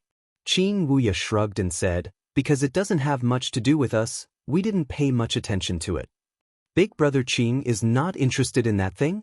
Wei Ziqi asked. It's not a matter of interest, but that thing is said to be either in the inner circle or somewhere close to the inner circle. That's not a place we dare to go. That's why we should listen to it. Qing Wuya said, Brother Wei, don't be fooled by the name of that treasure. Although the treasure is good, You still need to be alive to enjoy it. Oh, we understand this logic. Wei Ziqi laughed. The inner region was the place where the saint beasts lived. Although the few of them were quite strong compared to their peers, they were not considered experts in the outside world. They did not have the guts to fight with the saint beasts. Sima Yue was cooking while listening to Qing Wu Yu's advice on what to pay attention to. When she heard him say, treasure, her hands paused. Treasures, she loved them the most. If she had the chance, she would go and see them alone. Soon, a table full of dishes was prepared. The aroma wafted through the forest, attracting the attention of many people. Brother Sima's cooking is really fragrant. Qing Wuya smelled the aroma and could not help but praise. Thank you Big Brother Qing for telling us about the Pu Luo mountain range. Since everyone is chatting so well, why don't we have a drink together? Wei Ziqi said. This isn't too good, right? Qing Wuya was a little embarrassed. There's a lot of food. Big Brother Qing, let's eat together. Sima Yue said with a smile. This Qing Wuya was not bad and the things he had just said were very useful to them. Inviting him to eat and drink together was not a big deal. Let's go, Big Brother Qing. Yu's cooking is very good. If we wanted to eat outside, we wouldn't be able to. Let's go and have a few drinks. Wei Ziqi said. Since you've said so, then Wuya will disturb you. Qing Wuya smiled and cupped his hands. His impression of Wei Ziqi and the others was not bad. Although he could see that their identities were not ordinary, they did not have the arrogance of those big families. Sima Yue's cooking was naturally good for everyone to eat and drink. After eating, Qing Wuya was still lamenting that this was the best thing he had ever eaten. After dinner, the sky was about to turn dark. Qing Wuya also returned to his own mercenary group. Sima Yue and Bei Gong Tang cleaned up the bowls and chopsticks, bringing them to a nearby stream to wash. We'll be entering the mountain tomorrow. Everyone should rest early. I'll keep watch tonight. When they returned, Ouyang Fei said, no need. You should go and sleep too. Leave the night watch to Little Roar. Sima Yue looked at Little Roar who was hugging a chicken drumstick and munching on it with relish. Ouyang Fei glanced at Little Roar and knew how powerful he was. He did not fight to keep watch and nodded to everyone before returning to his own tent. Good night everyone. Wei Ziqi said as he also returned. Good night. Sima Yue returned to her own tent and sat cross-legged on the bed. Little Roar hugged a chicken drumstick and flew in. Little Roar, be careful tonight. No problem. Don't worry and sleep. Little Roar took a bite of the drumstick and said. Sima Yue nodded but did not sleep. Instead, she closed her eyes and transferred all her mental energy into her sea of consciousness. There, the Imperial Beast art and art of training soul quietly floated in midair. Her mental energy transformed into a miniature human and flew in front of the Imperial Beast art, reaching out her hand to pick it up. The Imperial Beast art did not have many words. It mainly talked about how to tame spirit beasts and how to form a contract. Looking at it, Sima Yue knew that the different forms of contracts had different results. Contracts were generally divided into life contracts, soul contracts, and master and servant contracts. Life contracts, as the name suggests, involved both parties in life and death. If one party died, the other party would also die. This was the most common form of contract. Sima Yue and that unknown Dan Dan had a life contract. A soul contract was a form of contract between two souls. This type of contract, even if the person died, as long as the soul was still there, the spirit beast would not die. Just like the contract between Little Roar and her. In a master and servant contract, the person was the master and the spirit beast was the servant. This type of contract, even if the spirit beast died, the master would not die. At most, the master would lose some strength. This type of contract was the most unacceptable for spirit beasts. Normally, a life contract and a soul contract could only form one. That was why when the egg felt Sima Yue and Little Roar's soul contract, it chose the life contract. Now, people only knew about life contracts and master and servant contracts. Very few people knew about the soul contract. In addition, contracts were closely related to a person's mental energy. The stronger the mental energy, the more spirit beasts one could form contracts with. Normal spirit masters could only form a contract with one spirit beast. Those who were stronger could form a contract with a second spirit beast. For Sima Yue to be able to form a contract with 3 spirit beasts, with her current strength, she was already a pervert among perverts. This book came from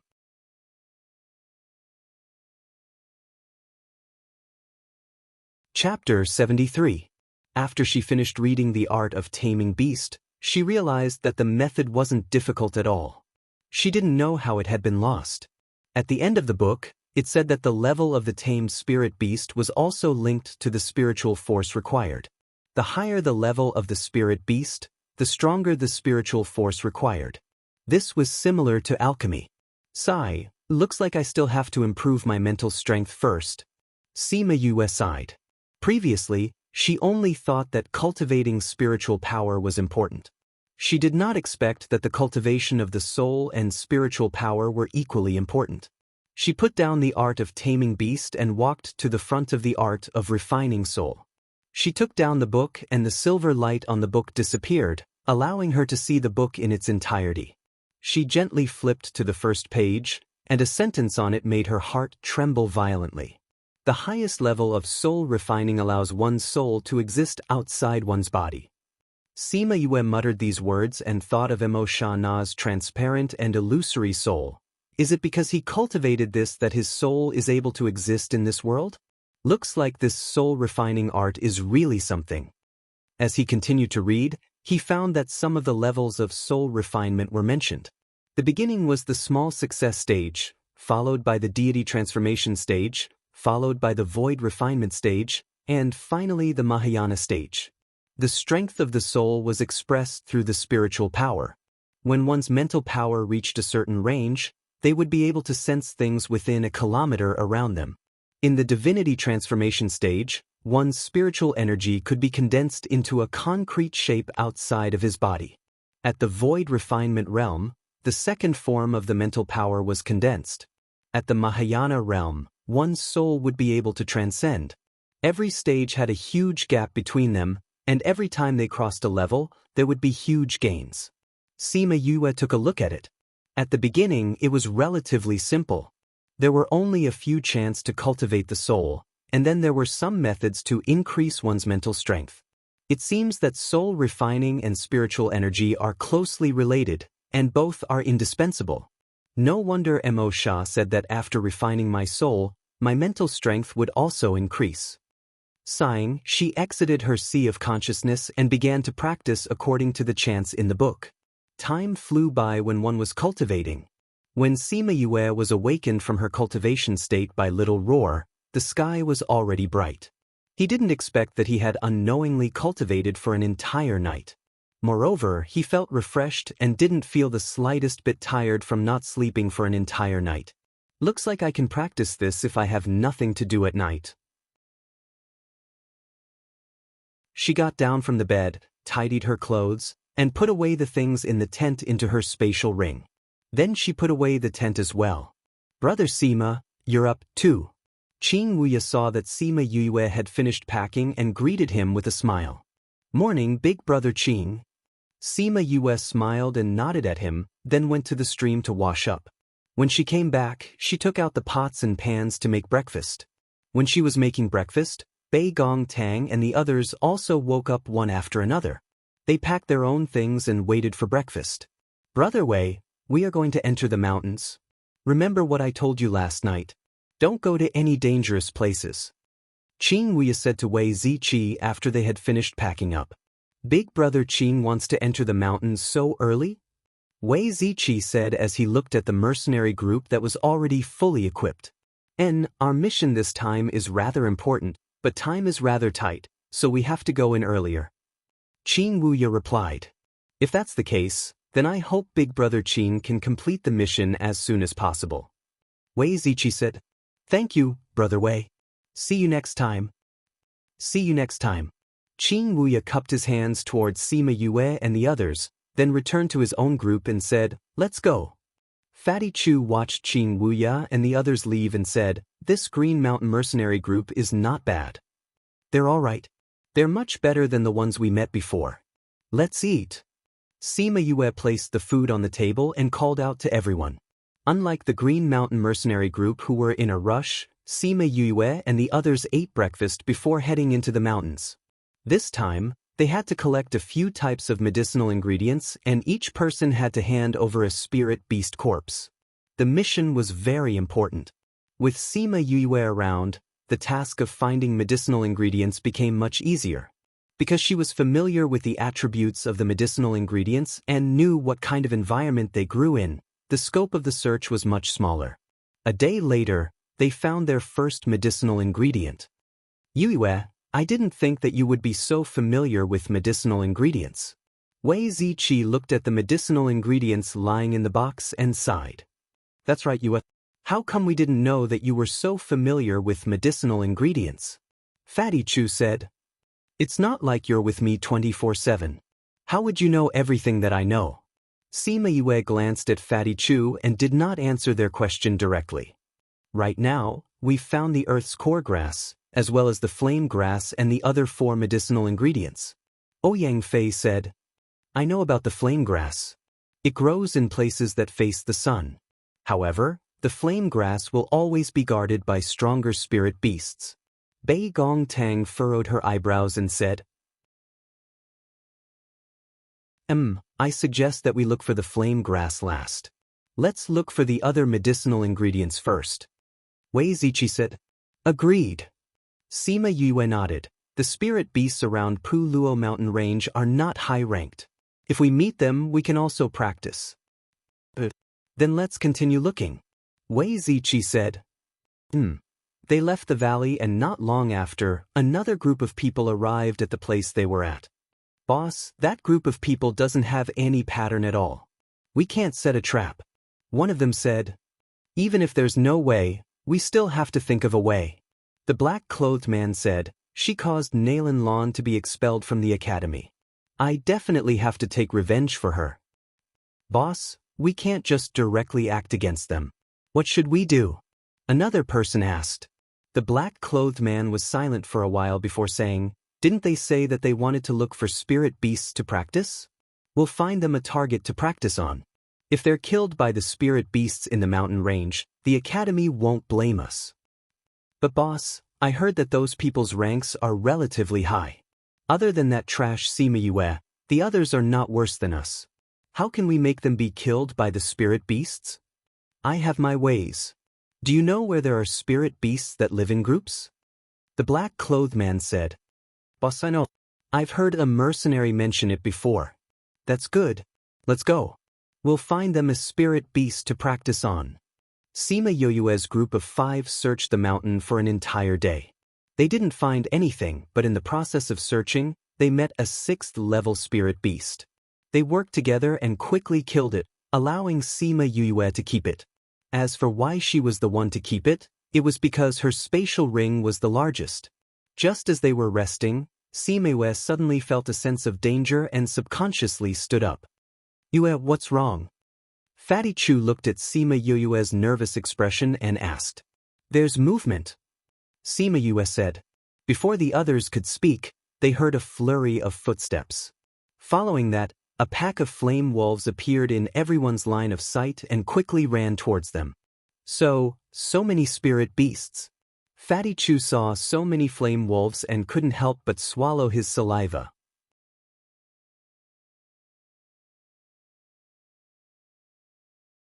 Chapter 74. Not only Fatty Chu, Bei Gong Tang and the others were also stunned by the horde of beasts. Help! As the beasts got closer, Sima Yue and the rest saw a figure running in front of the beasts. Whoa! The wolf pack's wild howls made the man shudder. However, when he saw Sima Yue and the rest, he gritted his teeth and ran towards them. Sima Yue saw that person running towards them and immediately reacted. She shouted and ran, pulling Bei Gong Tang who was beside her and ran towards the back. Hearing her shout, Wei Ziqi and the rest finally reacted. They didn't even have the time to pack their things before running away. Help! Friends in front, help! That person shouted when he saw Sima Yue and the rest running away. Save your sister! Sima Yue scolded as she pulled Bei Gong Tang to speed up. However, the 5 of them had limited leg strength, so how could they outrun the flame wolf? Seeing the spirit beast getting closer and closer, as well as the black-clothed man, Fatty Chu cursed, F***, how can this guy run so fast? Soon, the man who was being chased by the fire wolves caught up with him. Seeing the wolf cub in his arms, Sima Yue finally understood why he was being chased all over the mountain by the fire wolves. Mother F***, why are you hugging the wolf pup? Give it back to him. That person seemed to have regained his senses after hearing Sima Yue's words. He lowered his head and looked at the wolf cub in his arms. He threw the wolf cub into Fatty Chu's arms and ran off in another direction. F***, are you trying to kill me? Fatty Chu subconsciously caught the wolf cub. By the time he understood what was going on, that person had already disappeared. Sima Yue watched as that person quickly ran out of their line of sight, and her eyes flashed with suspicion. Fatty Chu, why are you still hugging the wolf pup? Quickly throw it away. Wei Ziqi shouted. Fatty Chu hurriedly threw the wolf cubs away, but other than 1 or 2 who ran to the wolf cubs, the rest continued to chase after them. We can't run anymore. Looks like we can only fight them head-on. Ouyang Fei saw that the wolves were still chasing after him. He took out his weapon and turned around to kill the wolves. The others also understood that the pack of wolves had set their sights on them. No matter how long they ran, they would not give up. Moreover, they had been running for so long that their physical strength was somewhat exhausted. When their last bit of strength was exhausted, it would be easy for the wolf pack to kill them. Sima Yue wasn't too worried about the wolves behind her. Little Roar and Yaguang could easily intimidate them, but she didn't plan to do so. If he had gotten used to relying on his contracted beast from the very beginning, it would have been impossible for him to become stronger in the future. Let's go all out. Wei Ziqi also stopped in his tracks and called out his contracted spirit beast to battle with the flame wolf. I'm not running anymore, damn it. Fatty Chu also called out his own spirit beast, took out his axe and chopped towards the flame wolf. Bei Gong Tang didn't call out her own spirit beast, only stopping in her tracks. She condensed a spirit ball in her hands and threw it towards the flame wolf. Sima Yue took a look. Ouyang Fei's spirit beast was a 9th level low spirit beast, Cloud Leopard. It looked like it was about to become a holy beast. Fatty Chu's spirit beast was a 7th level low spirit beast, Charm Fox. That fox's figure was much smaller than the flame wolf, but its battle prowess wasn't weak at all. Although Wei Ziqi's spirit beast's rank wasn't as high as Ouyang Fei's, it was still a rare fire lizard. With a sweep of its tail, a flame wolf was sent flying. Sima Yue took out the dagger that Ling Long had transformed into and leapt in front of a flame wolf. Just as it was about to pounce on her, Sima Yue quickly stabbed the dagger in between its eyebrows and pulled it out before it could even react. Ouyang Fei and the others didn't think that Sima Yue would be able to kill a wolf so quickly and looked at her in shock. The space between the eyebrows and 3 inches below the neck are the weakest parts of the flame wolf. Attacking these 2 places is the most effective. Sima Yue said. How did you know? Although the timing wasn't right, Fatty Chu still asked. Teacher talked about it in class. Sima Yue said. Everyone then came to a realization. It seemed that when the teacher was talking about the spirit beasts in the Puluo mountain range, he had indeed talked about it. However, everyone didn't really pay attention.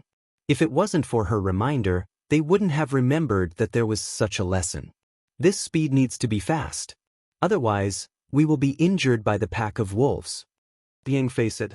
Ouyang Fei and Bei Gong are stronger in close combat.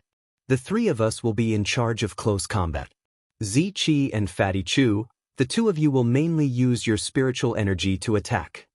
Sima Yue said, we are now a team. If we want to charge out alive, we need to work hard together. Everyone looked at the pack of wolves surrounding them and nodded their heads, acknowledging Sima Yue's words. Ziqi, Fatty Chu, we will be on the outside. You guys will be in the middle. Try to condense your spiritual energy as quickly as possible. If one of us is attacked, the 2 of you will be in danger. Ouyang Fei warned. You guys can relax. Fatty Chu promised. Sima Yue looked at Fatty Chu and Wei Ziqi and said seriously, "In the past, I rarely trusted my back to others because it was a very dangerous thing to do. Today, the three of us will entrust our backs to you guys. You guys have to guard it for us."